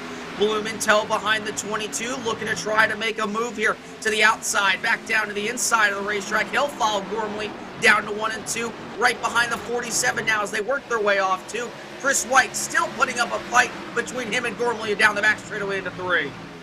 Chris White up on the outside. Ryan Bloom will follow. Remember, the winner of the Bristol race on Monday night, trying to sweep both races of the Northwest. Bristol, but Nashville, pardon the pun, right there near each other to the line.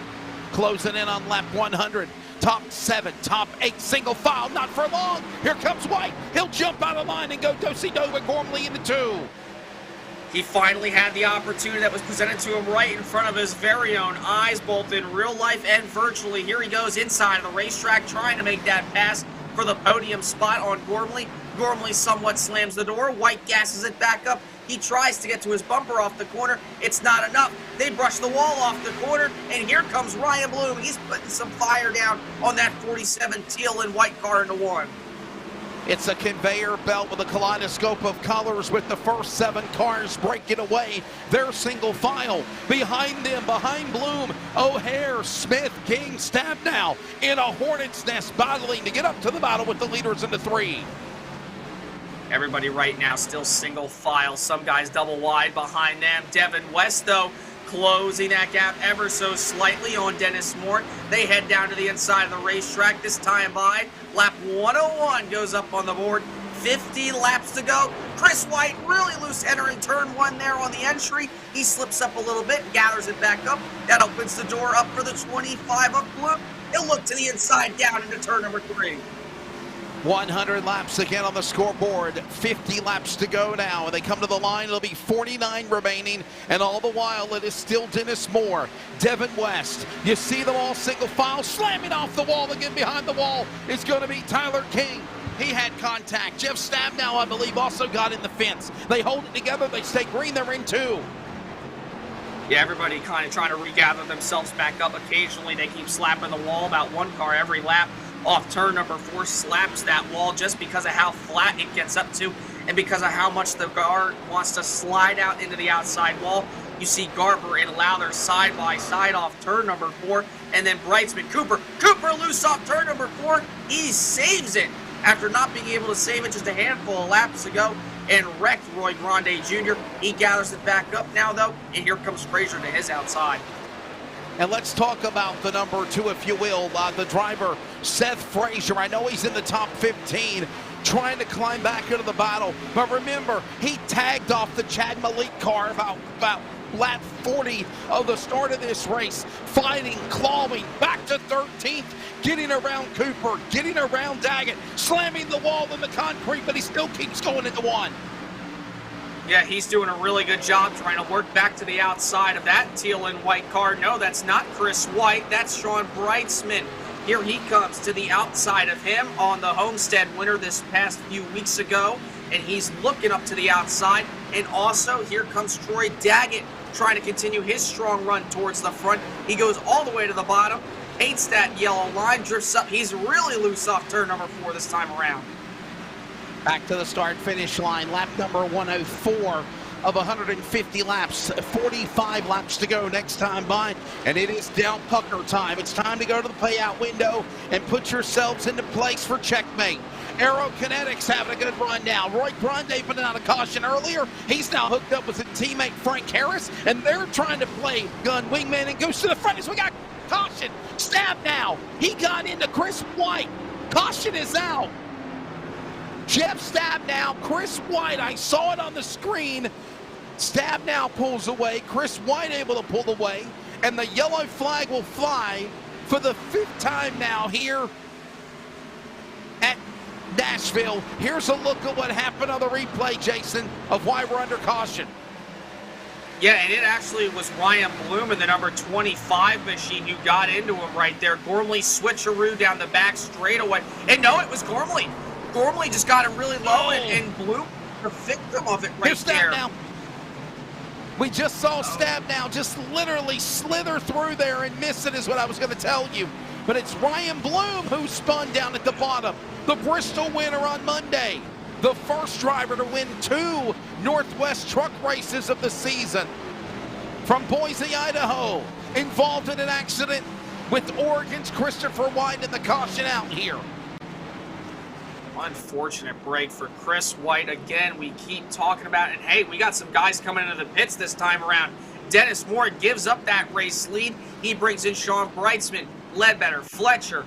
Chris White obviously in for damage. Dan West Jr.'s in. Ryan Bloom, of course, as well. They're all off and away. And this might be the right call for the number 44 machine because he's going to have fresher tires and he's going to really give it to Devin West and the rest of the field here if it goes green.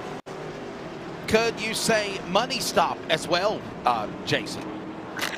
Yeah, that's definitely a possibility. I mean, this is lap 107. We have the possibility of going all the way to the finish green. And if my calculations are correct, we last pitted on lap 85. So you do the math, 95, 105. Yeah, you're doing about almost 70 laps worth. And most of those guys were pitting well before that.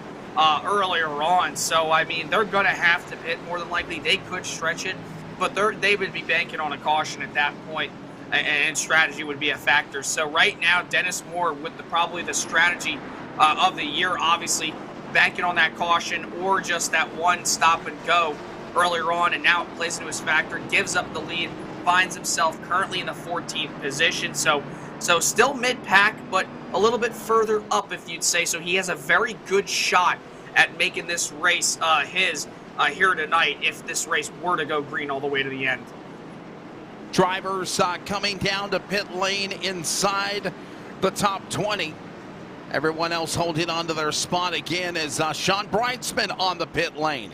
Gary Nichols, Ryan Bloom, Ron Hunter, Stephen Paulison, some of these drivers that are going to pill in here. Now let's give you the top 10. Right, Devin West back to the lead, back in the saddle again for the Shelton Washington number 5 pole car. Ryan Gormley got a little inside the driver of white. I'll say this, Jason, I don't think he did anything wrong. You're racing each other. There was a little bump down in the corner. You're closing in on under 40 laps to go. You're going to try to set yourselves up to win this race. As I mentioned, you want to go for checkmate. I don't find any fault there. Stephen O'Hare, Kevin Smith right there on row 2, Tyler King, Jeff Stabnow. If you want to give a move of the race to avoid the accident, got to give it to Jeff Stabnow, because it looked like he could have just bonsai'd off the 47 of Christopher White. And luckily, Jeff Stabnow missed him, Jason, and you put him right back into the catbird seat for row 3 on the restart for the top 5. Yeah, and then to round out your top 10, you do have Jeff Stabnow there at 6. You have Dan Lowther 7th, Seth Frazier in 8th coming back, Troy Daggett 9th, and John Onbacher, who we haven't really talked about, he rounds out the top 10. But keep in mind, and yes, to point out what you were saying, Gormley, nothing wrong, absolutely nothing wrong. Got the run, did the switcheroo and crossover, went to the bottom, not enough room, hard racing. It happens. It's part of the 1.5 miles. It's a flat track concrete, not a lot of grip. But one thing I will say for the folks watching home, noticing that last time around through 3 and 4, I noticed something, the 41, the 21, the 63, some of those guys, they were saving fuel, because usually when you're seeing guys coast along the apron, and I believe Jeff Stabnow was one of them, was long with the 002 of Kevin Smith. Those guys are all saving fuel, man. So my guess is they're probably hoping that this race can go all the way to the finish, or they can keep getting cautions and just saving more and more fuel. So I think that's the plan for them, maybe. So they might be cutting it close a little bit on fuel. But at the same time, Dennis Moore stayed out for so long, over 70 laps. I don't know, but it's going to be tight. It'll be lap number 109 when the field comes back to the Geico restart zone, working lap number 110. 40 laps remaining. Green flag back in the air. Inside lane will go Devin West. Just like he did several times before, he'll get the whole shot. He'll send her off into turn 1. He'll climb the outside concrete. He'll carry now Gormley behind him. And Kevin Smith going to the top shelf as they work out of 2.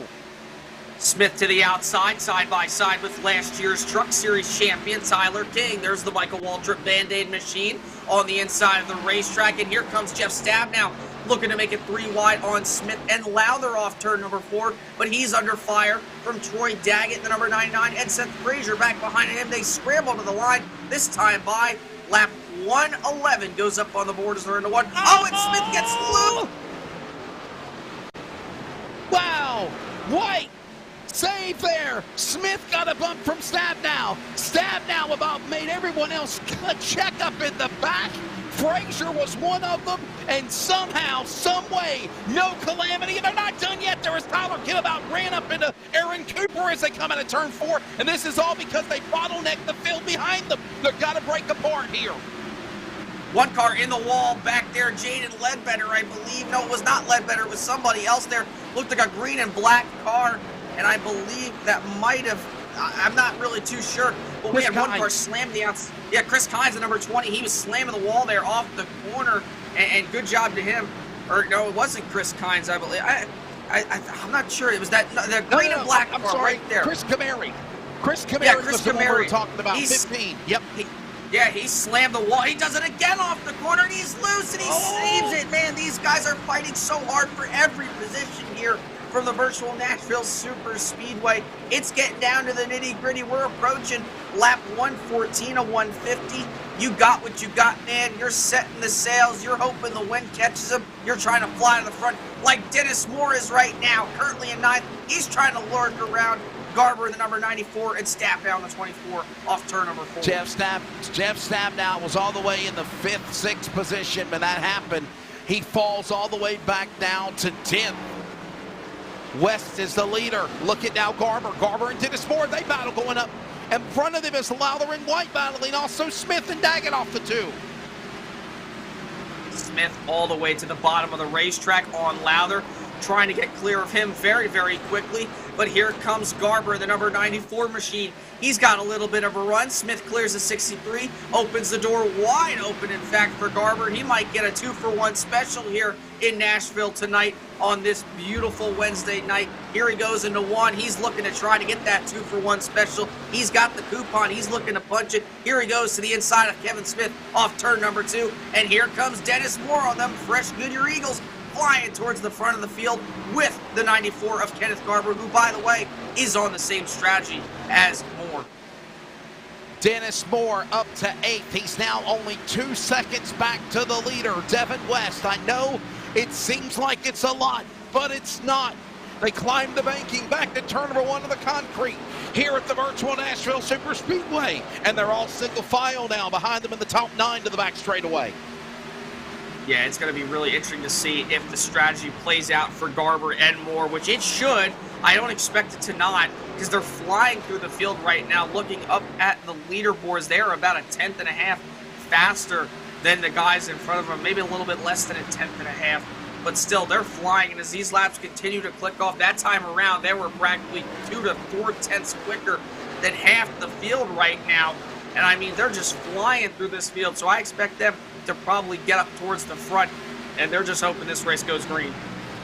Kenneth Garber now up on the outside lane. Dennis Moore down to the bottom. Troy Daggett will follow up on the top side. Single file again. They work their way off the corner out of turn number 4 to the line. Lap number 116. Under 30 to go. They're closing in back into the corner. Yeah, everybody's still single file right now. You see Garber kind of struggling to get around Tyler King and that number 21 machine, and Dennis Moore is just trying to find either a way around the 94 or a way to follow him, because he knows that Garber is his ticket through towards the front, because Kenneth Garber is kind of just pushing everybody aside. He's that knight who's got the extra life in the video game right now. That's the best analogy that I can put it right now. So he can go a little bit harder than most of these guys. And Dennis Moore is just following, saying, all right, buddy, you want to clear the track, you go right ahead. He's following him in tow. This looks like a little bit of two-car tandeming. They might as well call themselves Cal Naughton and Ricky Bobby here in Nashville. Back straightaway up on the outside. There goes now Stephen O'Hare. Clear a path on the bottom for Garber and Moore. This is the move up to the podium to third. Meanwhile, they climb out of turn 4, back across the start-finish in the tri-oval. Closing in on 30 laps to go here. Back into 1 and 2. There's the leader, single file. But Garber now third. Battle side by side for 4th and 2 between Moore and O'Hare. Now they go single file. King will follow. So will Daggett. Top 7, single file to 3. Not anymore. Garber to the bottom on Gormley in the corner. Here comes Kenneth Garber along with Dennis Moore, the two guys who look like to be the smartest. Destroyed Daggett nearly loses it off turn 4. He saves it. But here they come through the field. They're flying past Ryan Gormley like he put on the brakes, and sure enough, he did. There they go, top of the podium, 2nd and 3rd, but they're really trying to get to the tippy top of it right now and get that first place spot. I tell you what, Westy, when they get to Devin West, that's going to be the moment where I think Dennis Moore knows he cannot follow Kenneth Garber anymore. He's going to have to find a way around him. So here's the deal. Ryan Gormley free falling back now. He'll fall back to 4th. Why? Kenneth Garber, Dennis Moore, new tires, faster cars, running after Devin West. Here, Kitty for the lead on lap number 121. They're off at turn 2. They got the cat treat right now in their hand, trying to reel in Devin West and lure him in to the grasp of their front bumpers up between that Mustang and that Camaro as they work their way off turn number 4. Moore starting to get a little bit antsy. He's a little bit faster than Kenneth Garber right now. If they keep racing the way they do, they might be able to equal out the tires between the lap 106 to lap 85 tires of West and then those two guys. So if they keep racing the way they do, they might not get past West if they race the way they do. But right now, by the looks of it, they're about to fly past Devin West like they are an absolute locomotive. Here they come into turn number 3. Conga line, remember, 2 cars are better than 1, especially when they hook up with each other and they don't battle. When you battle, you let the lead car pull away. When you're in sync and you hook up, that lets you swallow up the leader. They're doing that to West. It's about to be a 3-car battle closing in on 25 to go to decide round 6 at Nashville. It's getting down to it, Wesley. We're approaching just 20 laps to go. Coming up to lap 131, it'll be 20 laps to go. And Garber, he's got the momentum here into turn number 3. He's right to the bumper of West off turn number 4. Looks to try to go to the bottom. They'll all file down to the bottom. West, Garber, Moore, 3-car battle as they head into turn 1 here, lap 125 up on the board. By the way, Devin West has a win in the series this year. He's looking for his 2nd win of the tour. He's got 1 top 5 and 2 top 10s. He sits 30th in the points, but he's got a win. But he doesn't. He's not committed full time. He has won though once this season. Right now, it's an Atlanta win. He now holds off Garber, Moore. They're coming after him in the lead, and 25 to go into 1. This is perfect right now for Dennis Moore. The 94s really loose up the track. They're almost 3 wide off turn number 2. Moore had to back it off a little bit there. This is the perfect opportunity. If these guys get side by side, slow up their momentum off turn number 4, Dennis Moore might be able to just leapfrog the both of them and get that 2-for-1 special that he had earlier. And here he comes to the inside. They're going to shove the 5-car out of the way. Garber clears West, and Moore battles with West right on the corner panel, trying to suck him off right there down the front straightaway with the side draft heading into turn number 1. Dennis Moore, 42nd in the points. Kenneth Garber, 44th in the points. They're trying to get around Devin West. West is still fighting. Garber to the lead now as they glow into turn number 3. It's still a 3-car battle for the point. West up high, Moore down to the inside.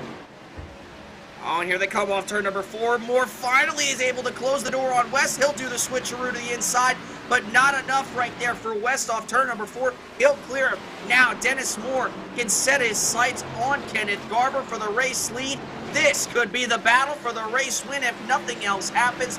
Devin West looks to be out of contention possibly, but look at the lap times right now, Wesley. They're only separated all in all by about 0.3 of a second, so the tires could be equalizing possibly. Not sure enough, but this time by the line, lap 129 is going to go up on the board, and Dennis Moore is hungry for another Northwest victory. Oh, and by the way, look at him. Chris White, after being pretty much around earlier on, taking those fresh Goodyear Eagles, taking the faster pair, he's 4th up on the board right now. And by the way, he's almost faster than those guys up at the front. 20 laps to go. Garber looking to make it now the 6th different winner if he can pull it off. We're also coming into the home stretch. We're at the top of the hour. We'll pause for 10 seconds of radio identification and the checkered flag finish when we return on CRN, the Community Radio Network from Nashville.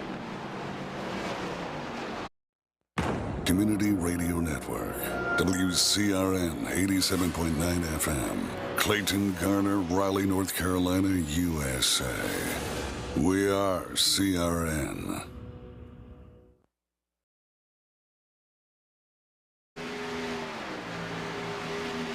It's going to be 20 laps to go. Oh, we got a wreck! Trouble Daggett tags Ledbetter in the Geico restart zone. They crash coming out of turn number 4. Caution is out with 20 laps to go. And this changes the entire complexion of the race. We just came back from network identification, and 2 cars get together. Fletcher in the way, so was Daggett, Ledbetter, and there's contact. Caution is out. Boy, oh boy, you up the ante in Nashville now. Who wants to win in Virtual Music City, Jason? I don't know, man, but we're going to take a look here at this replay. The High Rock Vodka machine, unfortunate tough break. Knight probably comes to an end. Daggett loose off the corner, slams him almost up in the air. Car lifts up off the ground. The momentum carries all the way into the safer barrier and comes to rest right at the start-finish line underneath Barney the Flagman, and oh my goodness, he gets hit from, I believe, that was the number 30 machine of Ron Hunter, ARCA braking towards the start-finish line. Oh my goodness, what a hit for Ledbetter, though. That was a big one. The good news is nobody's hurt. All you got to do is hit the escape button and start over. Oh, here they come. Everyone's pinning. Would you have it any other way? It's the money stop, and Chris White stays on the track. I can't believe Chris White just stayed on the racetrack, and William Fletcher stayed out as well. Two of the guys who last pitted on 106. This is going to be the money stop. I tell you what, if I were Chris White and William Fletcher, I would have came into the pits. They're going to get past like they put on the brakes here on the restart, because if you're looking at it right now with 18 laps to go, they have practically 30-lap old tires. It's going to be tough for them to hold off the rest of the field, but this is the money stop like you talked about. We're going to have to see who comes off pit road first. You're about to see what happens when you bring a knife to a gunfight on this restart for drivers that are either sitting ducks with used up tires. You're going to see the drivers that are just exiting off pit lane, fast and furious, driving to the front. This is the shootout that we've all been anticipating, not knowing if we're going to get it. Jason, we're going to get it, and you're going to be entertained, no doubt. This is to decide who's going to win round 6 here tonight at Virtual Nashville Superspeedway.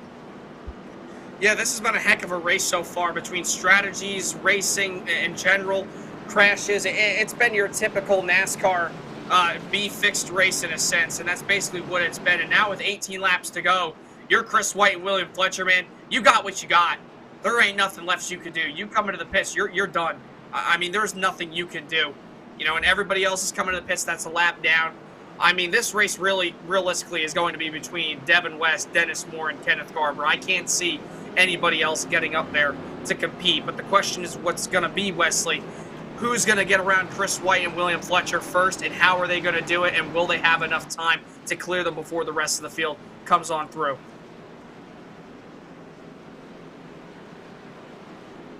Yeah, just analogy from our producer in the background. He says if this was bringing a knife to a gunfight, then Chris White ended up bringing a BB gun. And again, this is a sitting duck moment. But I'll say this, though. Here's the deal. And we've said this several times, Jason. Cautions breed cautions. Several times tonight, we've had a repeat yellow flag as soon as they come back to speed in the Geico restart zone after a caution. We could possibly see this happen again. Yeah, it very well could happen again. I mean, what's really going to be the question, though, is, like I said, is off into turns 1 and 2. Who's going to be able to pass the 47 and the 28, and who's going to be able to carry enough momentum and get by them quick enough? This is going to open up a whole can of worms right here, a whole box, can, whatever, of Canadian night crawlers here to give to the largemouth bass. So it's going to be crazy to see. We're going to have to find out here. I love that analogy, the largemouth bass. I love largemouth bass fishing. I miss fishing season. I can't wait for the warmer weather. So as you can tell, folks, I'm dying to go fishing. But yeah, it was. I don't know what it was in New Jersey today, Jason, but in North Carolina it was 87 degrees today. 87 degrees, yeah, beautiful day. Yeah, it was 80 here. We're getting warmer weather, but we still get the cold days, unfortunately. So hopefully soon I'll be able to get back to the lake and the pond and fish for some largemouth bass with some Canadian night crawlers or some lures. Hopefully we'll see. But like I said, this race, the whole can of Canadian night crawlers is about to come flying out of the can and go all over this concrete here in Nashville. And it's going to be one for the ages. Putting my money down right now, Wesley. Who you got? I got Dennis Moore. I think he finally does it. I think he's actually going to be able to do something. I think he's going to pass Devin West. I've said it before, and I've said it again. I'm going to keep an eye on that 22 of Ryan Gormley. I think if he plays his strategy right, tonight could be the night. The 22 could be the victory lane. Charles, who you riding with? He's going with Stephen O'Hare, the 41. By the way, Dennis Moore is in 5th. My pick is in 8th. Stephen O'Hare is in 6th. Who are you going to choose? To the line, 15 laps to go in this 200-mile contest of virtual man and machine. They're back to green at Nashville. And Christopher White doing shades of Devin West, getting the whole shot, pulls away. Oh, contact! O'Hare just got tagged. Turned by Dennis Moore. Cars are wrecking. Dennis Moore's in the fence. O'Hare is wrecked. There's your 2 picks and the caution's out. Oh my goodness, talk about a restart. And I said it coming into turn 1, but I didn't think it was going to be right here. I thought it was going to be between those 2 front runners with guys trying to go to the outside, to the inside, through the middle, whatever it may be, maybe up in the sky, underground. We're going to have to see right here. All I know is that I saw the 44. Looks like he got tagged maybe by the 22. And he just oh no, he just gets loose. Wow, that's so drove odd. Up into the 41. He ran into the back of the 5. He ran into the back of the 5 and just kind of drifted up into the 41. I've never seen something like that. That was odd. And here we go again. We said it. Cautions, precautions. Whew. It's been a long night tonight. No doubt about it. Hey, by the way, don't forget tomorrow night, Terry Radford, Jason Rockefeller in the booth with me tonight, as well as Daniel Falkingham, present round number 3 of what is the eNASCAR Road to Pro qualifying. Split 2, it's the simulcast of iRacing on LSRTV and the FTN network. That's 9 p.m. Eastern Time, 11 o'clock tomorrow night as well. You can join Alex Robinson and myself for coverage of round number 6 of the Northwest Super Late Model Dirt Series from the virtual Eldora Speedway. Sunday night, Justin Prince and myself will be on the call with you for round 3 of the new World of Thunder Esports League Truck Series from Kansas. All that's coming up. Man, I can't wait for tomorrow. I love Bristol. It's going to be a great race.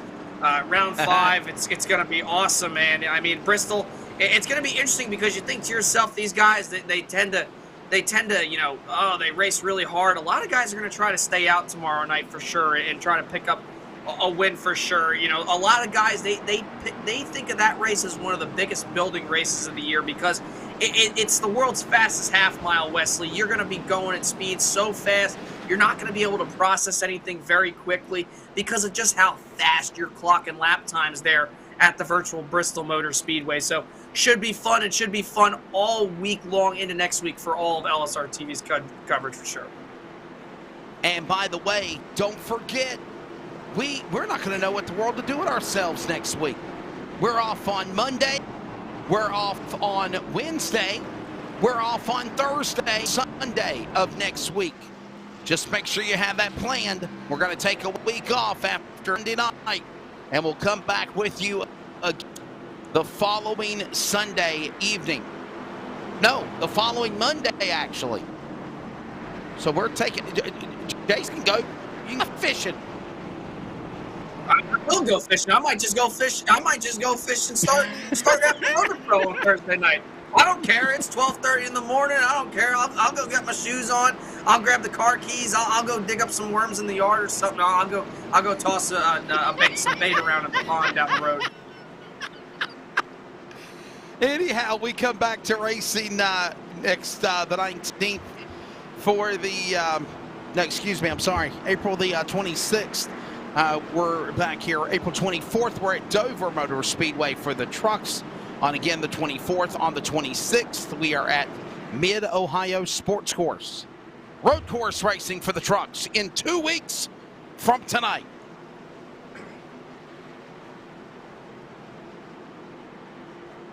And I have other obligations going on as well, but yes, no iRacing coverage. So, with that said, lights are going to go off on the pace car. Mind you, audience, as we approach lap 140, we haven't even hit it on, Jason, that there's a chance at overtime if need be. 3 attempts at a green-white checker if need be. Let's just up the ante and keep on going. Yeah, that's true. Yeah, we might have an off week. Cody was talking about him doing Flow TV stuff next week. You got other obligations. Me, I got work, school. But you know what? I'm going to be fishing. I'm definitely going to be fishing next week for sure. But hey, listen to this. Right now, guess who's sitting in the 9th spot after starting dead last, Wesley? The legend, Frank Harris. Currently P9 up on the board. What a story it would be for the number 11 of Frank Harris, the legend, to come home and get a top 10 here tonight. He's been consistently driving well the last couple of weeks. Strap in, Sim fans. It's going to be in for an overhaul as they come to the line. Back to the Geico restart zone. 10 laps left to decide round 6 at Nashville. Are you not entertained? Back to racing. Another great start for White. Garber up on the outside. West will follow. Here comes King, Fletcher, Gormley, Smith. Anybody could win this now. Throw a blanket over him in 2. Oh, I tell you what, though, William Fletcher, those old tires. Oh, Gormley around. Gormley tried to thread up the middle. He tags Toby Ritters also. Dennis Moore about got hit. Caution out again. Man. Caution out again. Wow. Yeah, you say caution out again. You might be able to say that a couple more times, Wesley, because here with 10 laps to go, yellow's out. I don't know, man. It might have looked like the 22 came up. It might have been that the 00 came down a little bit off the corner. It could have just been some bad racing right there. It happens, though. But, man, you could be saying caution more frequently here within these next 10 laps. Look at him. You see what happened was it looked like he was trying to avoid the 28. He was trying to get around Fletcher and Smith and be the hot dog in the middle. And instead, he was the man that came flying right out of the bun. Ironically, the car is red like a bright leaf hot dog. Yeah. And the caution is out. Yeah, he definitely don't want to eat any hot dogs, definitely, after this race. After that analogy, Wesley. Caution out here. Oh, man, oh, man. Well, there goes all of our picks. Yeah, there goes the ball. Hey, you said don't hate your guy, and now here he's your guy. He's out of this, man. He's done. Bye-bye. Oh, man. Hey, but look at this, though, Wesley. Chris White is still hanging on to this lead. If he gets enough cautions, and this race might be able to end under yellow, look at him. He's going to look like the smartest guy of the year staying out. But look at Kenneth Garber, though. Devin West. Yeah, they're still at lap 132, fresh tires. Chris White, lap 106. So Chris White is banking on all these cautions and for these guys to race side by side behind him for the next few laps. Oh, this has been highly entertaining, and we're not done yet. Jason Rockefeller, I'm Wesley Outlet, Charles Wooten. Charles, jump in here. You've been kind of quiet tonight. What's your take of this race at Nashville? Definitely, I feel like we're at Bristol again. Sorry, I was eating candy.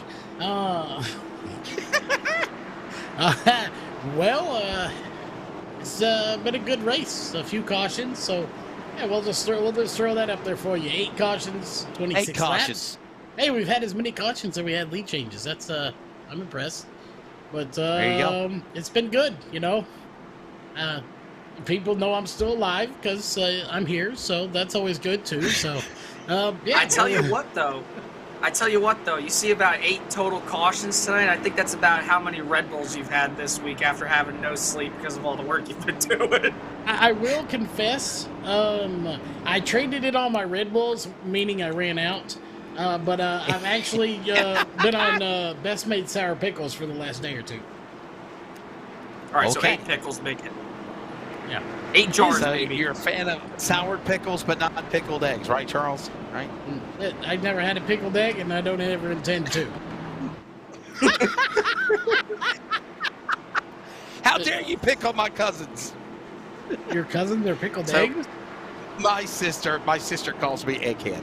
So every time you are an egghead. Talk about deviled eggs or eggs Sometimes or anything, you're an egghead with peach fuzz. Wow. Never mind. Getting ready for a restart. Is the light off on the pace car? No, not yet. The torture continues. Yes, I it's when I don't shave, right? It's when I. Oh my gosh. Wow. Jason, how do we change the subject? This race has been very entertaining. Obviously, we've had the long green flag run of the races. We've had entertainment at its finest with this great racing. I've said it, that those last 40 laps is when it got really intense, and this is the outcome of what we have. Lights off on the pace car. And mind you, when they come back to the Geico restart zone, it'll be 5 laps to go. There's still an opportunity at 3 attempts at overtime. Yeah, and then, you know something, Wesley, because this does happen on iRacing. If they do take that 3rd attempt at an overtime, and then there is a yellow with 2 laps to go, it's over. It's over. They will coast to the line. It'll tell them to follow the guy in front of them and to stay in front of the guy that's behind them. And the race will end under yellow, I believe, if that is the ruling that they do, because that is the way that it is ran out on the open and the fixed official races on iRacing. I've had it happen to myself where I've been leading or I've been the guy in second and I've hoped for no yellow and then something happened. So that very well could happen. It could play into Chris White's benefactor here tonight. But he's hoping these guys either race a lot and keep crashing, or they just race really hard and somehow, some way he wins up this race with just 5 laps to go. But going to be tough to do when these guys in front of you, or sorry, behind you, have about 30 lap fresher tires. We're coming to the green, baby. 1 driver amongst the top 8. 2 drivers, if you count Stab now, right there that have wins this year. Everyone else is looking for their first win of the season. Green flag back out. Open hand from the flagman as well. 5 to go at Nashville. Well, White might have got away the last couple of times, but not this go around. White's creeping on the bottom. He checks up the racetrack. Garber gets turned. He's in the fence. I think that Smith got collected, and caution is out. Daggett's involved. Smith. Kevin White. No. Jaden Ledbetter. Oh. Overtime well, this is going to coming. send us in a first attempt. Yeah, first attempt in an overtime. You know something, Wesley? They were heading off turn 2 right there as we take a look at the LSRTV replay. Oh, my goodness. I can't believe the series of unfortunate events. I might be watching that movie here after this, but it's been so tough for these guys here tonight. I mean, off the corner, I saw, look at this, look at Chris White here. If we can look at Chris White for just a second on the next chance of the replay. 94 goes around, big contact, Fletcher, Lowther, Stab down. Barely got through. Lowther barely got through. So did Odenbacher. If we could take a look, though, real quick at Chris White, again, on the replay. Here we go. Watch this save. This might be one of the saves of the race. And this might, if everything goes to plan the way he wants it to, and wins this race, this could have been what just won him this race, minus the caution. Oh, hands down. Watch him off 2. Watch this save, because I was focusing on him off 2, Wesley, and I saw him get sideways, and all of a sudden his 94 got shot sideways. Watch this save by the guy in the 47. Look at that. You're overcorrecting. Right there. There's no saving that in the next gen. There's no saving that. I don't know if we can go extended and ride on board with White real quickly, but just watch the steering wheel, the way he handled that. I know it didn't look like a lot, but Jason, we know that's a lot. Watch this. You're on board because of the awesome production work by Charles Wooten. And watch him fight this car and save it. Yeah, well, you're also thinking about, too, Wesley, we kept talking about lap 106 tires to lap 132 tires. Watch. He's trying the best he can. Look at him. Look at him inside that race car. That wheel is almost 90 degrees. I haven't used this analogy in a long time, but that was a great save to prevent a wiggle and a jiggle and a giggle and a bobble. And amongst all of that, he kept going and he stays at P1. And Jason, he held off Devin White amongst all that going on too. I just can't believe Devin all West. that. Devin West. Yeah, Devin West. That was just crazy right there. Good car control from the previous Cup Series champion. Here he is in the Fixed Series trying to get one done. He's been so close when it comes to these long green flag races, and then something happens. I mean, he already got turned once tonight, Wesley, and here he is leading this race. Thought he was going to have the best, scenario by pitting, under that one caution. Everybody came in and he didn't. So, yeah, I mean, he might not be the winner here tonight. Out? Remember when he stayed might out? Not it be seems the winner. like 40 laps ago. Everybody pitted. He might not be the winner tonight, But this would still be a very good run here for the 47 group if he could just come home in the top 3 to top 5, because he was around at one point. He was in the back. There was nothing he could do, and then he had to pit for the tires, and then he just stayed out, which could have lost him the race, but we don't know that. And now we're going to go into the first attempt at overtime. If he can get a couple more attempts and the race ended under yellow while he's still out in front, he could win this. But eventually, at some point, Wesley, those rear tires are going to give out on him because of how many restarts he's had. But even though they're still cool, they still have grip in them. But when it comes down, those cold tires with no grip on these restarts and how hard he has to defend, it's going to cause a massive melee for either himself, the guys behind him, or he's just straight up going to lose the race. Ready to go to overtime. Here it is. 3 attempts at the green-white checker. Green flag. The leader takes the white flag. In any of the attempts up to the third one, the race is considered official. If a caution comes out, we'll freeze the field at time of caution. Our computer evidence of positions will show the rundown finish. If we get a caution before the white flag, before they come to the white flag, we'll re-rack them, restack them, go for a second time. Again, same apply for the second time. Third time, if we go to a third attempt, green-white checker, if a caution falls before the white, field is frozen, race is official. Charles has got an update before we go to overtime. So I talked to Devin West and asked him if he was what his plan was, and he said, "You'll see when I see." Then I talked to Jeff Stabnow, and he said, "I'm watching from the pits. I got a meatball," and he basically said he's an Italian now. Well, don't take anything away from Jeff Stabnow. Winner last week at Kansas, not going to be able to repeat. And by the way, Ryan Bloom not going to be able to be a winner as well, as he won on Monday night at Bristol, trying to sweep the week. It's not going to happen for him either. Christopher White trying to hold off Devin West from getting his second win of the year. Everyone else is looking for first-time wins on the season. Field, back, Geico restart zone, overtime 1 at Nashville. White gets a great jump.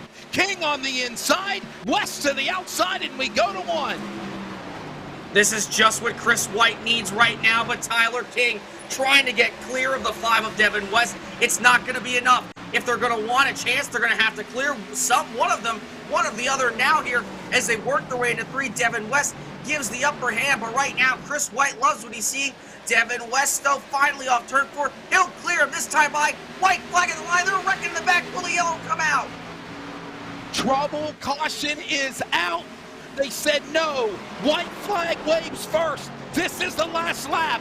We had a caution in the tri-oval. They said the race goes on. Christopher White, final lap on the back straightaway.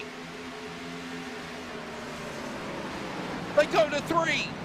West dives into the bottom. King can't get there. 6 first 6. What strategy by Christopher White. He wins as Devin West dirt trucks and he crashes at the line. What a finish. Oh my goodness. Christopher White pulls a gamble that I never would have thought would have worked. He wins here at Nashville. He makes now the 11th different winner of the season of Northwest Truck Fixed Setup Competition. And Jason, the 6th different winner in a row this year for the series of 2023. I tell you what, he can thank Tyler King, all I got to say right there at the end, because if it wasn't for Devin West battling with Tyler King, Devin West was going to get there easily. If Devin could have easily cleared the 21 before they took the white flag off 4, I think that the 5 car would have gotten the 47. But right there, heading into 3 for the final time, West sent it in really hard, but the 47 backed up his entry just enough so he didn't get tight off the corner, and he was able to win. What a move. And listen, look at this. I've never seen this. He's going to do his main burnout on the back. Oh, my goodness. And Ottenbacher, I think, comes in there and hits him, but he tries to do the burnout on the backstretch. He's celebrating on the back straightaway. He's celebrating on the backstretch. Oh, yeah, the 89's going to the coming moon. Down for landing. Fly me to the moon. Oh, my goodness. Oh, wow. What Jason, a you know I finish. was a Frank Sinatra fan, right? You know Frank Sinatra, right? Being from New Jersey. Frank Sinatra, baby. Wow. Of course I know Frank Harris and Sinatra. Jonathan Nichols. Yeah. From Jersey, man, how oh, could I man. not know Frank Sinatra? I was just testing you, my friend. I figured you did. By the way, Some people don't. to throw that out there, can we say something here? Frank Harris, 4th. John What? Ottenbacher, 5th. Yes, sir. Sean Brightsman comes back to finish 6th, too, after an awful night earlier on, too. Yes, sir. Yeah.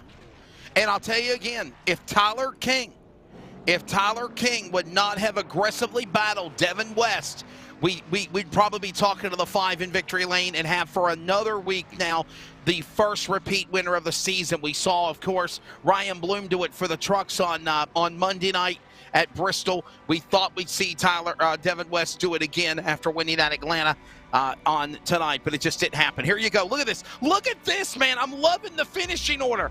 Christopher White is the winner. Devin West is 2nd. Tyler King 3rd.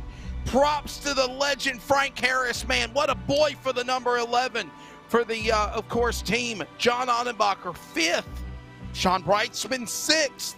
Dan Lowther 7th. Devin O'Hare 8th. Dennis Moore, Ryan Gormley. Ironically, our cars that were our picks that wrecked are 8th, 9th, and 10th. Solid top 10s, Jason.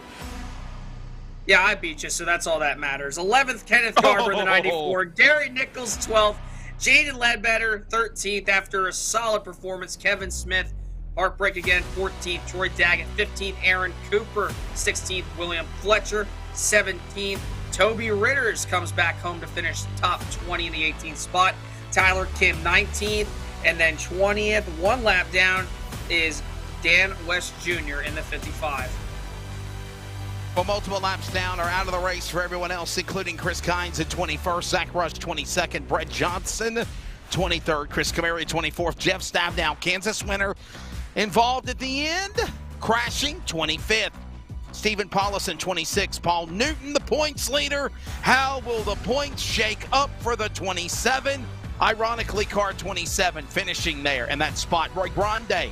Ryan Bloom, a bad night after winning Bristol on Monday, 29th. Ron Hunter, the top 30. Rest of the rundown includes Chad Malik in 31st, Seth Frazier, BJ Tidrick, Sam Teets, and unable to start the race is Carl Burke. Final look at the Virginia 811 call before you dig with care caution race summary. There you have it. 9 cautions, 36 laps of 152 the distance. In overtime, 1 attempt and 8 lead changes. And by the way, tickets are still available for not only the NASCAR Cup Series 400 race on Sunday, but Saturday night's Virginia 811 call before you dig. $250 for the Xfinity Series. And thanks again to Brian Morehouse for being our sponsor on iRacing on LSRTV. Woo! We got to reset. What a good one. Jason and I will grab the top 3. Post-race wrap-up coming up from Nashville in just a moment. This is coverage of the Northwest CLICKIT RV Fixed Setup Series. iRacing on LSRTV and the Community Radio Network.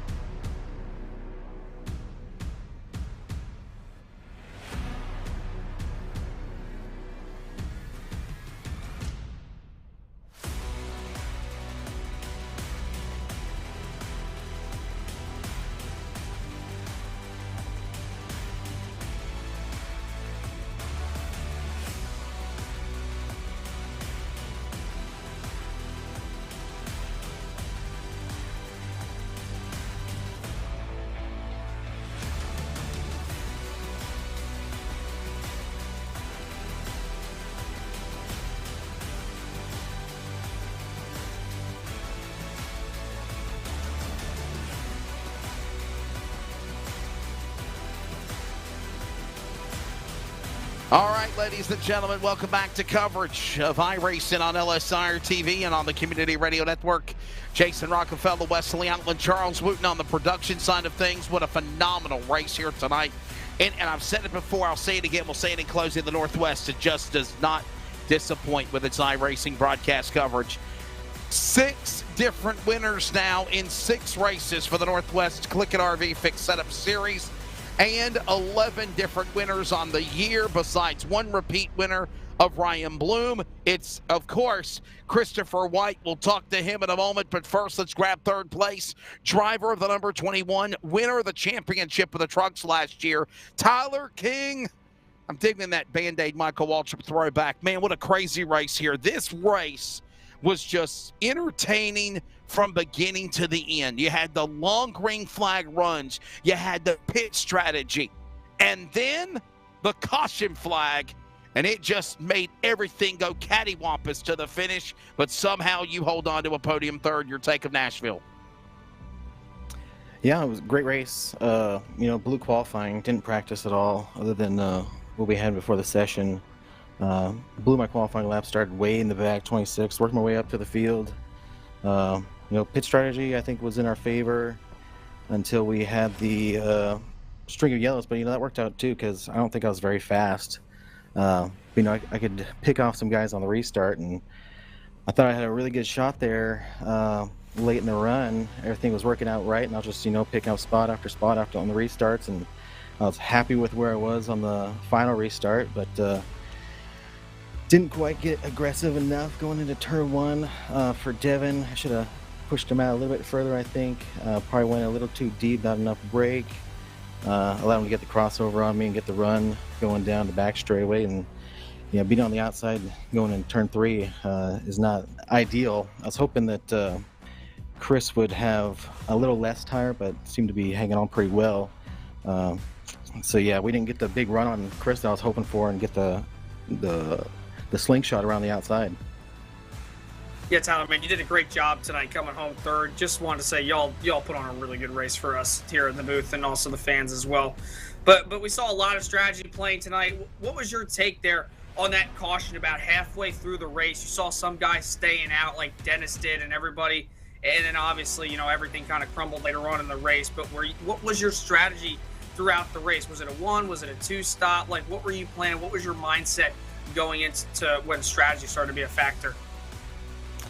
We started thinking about strategy on lap 40. I got the win at Texas, so I was like, well, I can kind of risk the biscuit and try and do the short runs and maybe undercut some folks. But it's kind of a little not aggressive enough going on pit road. I lost a little bit of time. Then over the run, I lost everybody. But yeah, the Band-Aid machine's been pretty awesome. Got the win at Texas, got third last week, third this week. Got a nice run going into the little break here.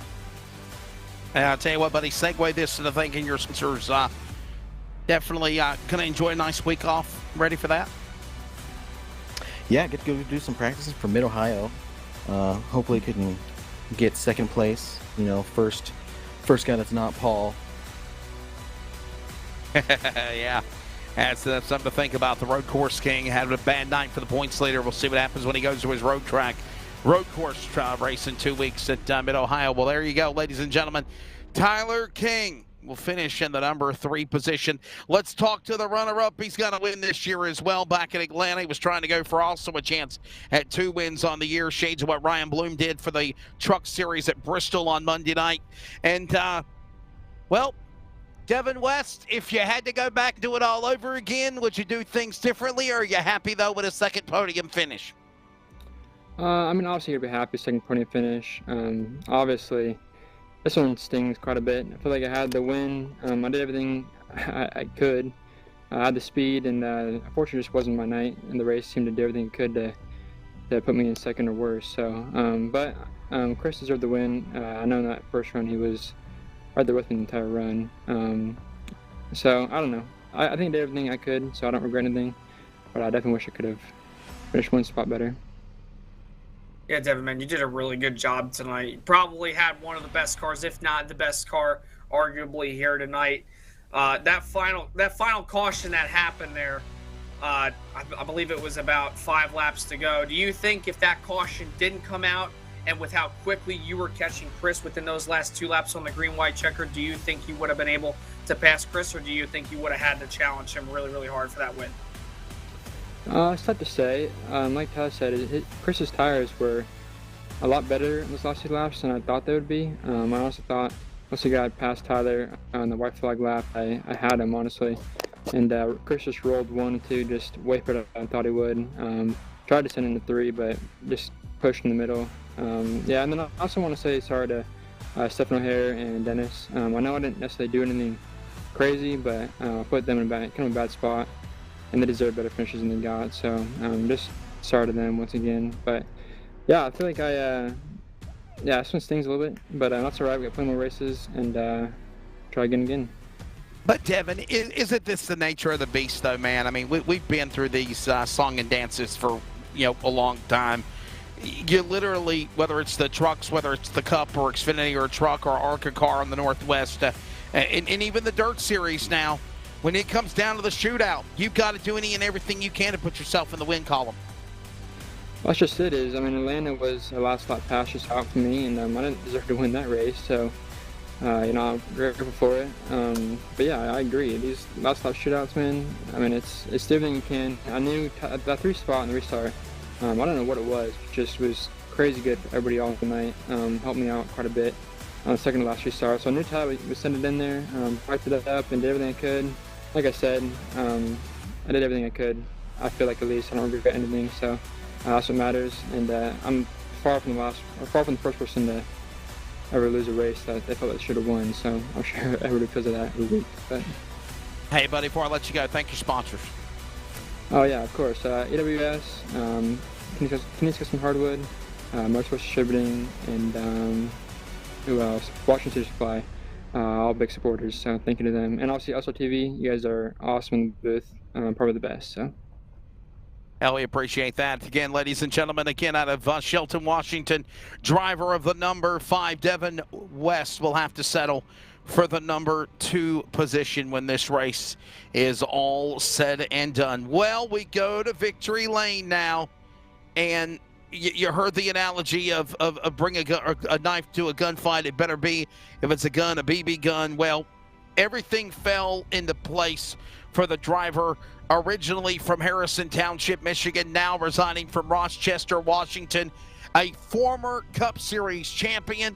You looked like you were going to be out of it when you had problems earlier bouncing off of Chad Malik in the tri-oval. Don't count him out, though. Chris White, you win on a bold strategy. Was this the only scenario you had to play this card to win, or was this something you planned and it worked perfectly tonight? Well, guys, it was just it was one of those things where I had my last set of tires on that last little bit of a long run that we were going, and the 94 and the 44 and the 5 were out there chasing the lead, and I was just hoping it would go green and get to the end because it was my last set of tires. I knew I couldn't hit pit road again, and of course the caution came out. It bunched us all up, and then I was thinking, like, well, I can't hit pit road. I'm just gonna have to stay out and try to wing it. And I saw all these other guys hit pit road, and I'm thinking, well, they're either topping off gas because they couldn't make it on fuel, or they're going to get their last set of tires, and now I'm a sitting duck. And I really thought I was going to get ran over, freight train, however you want to call it, shuffled to the back. But honestly, the car was very good.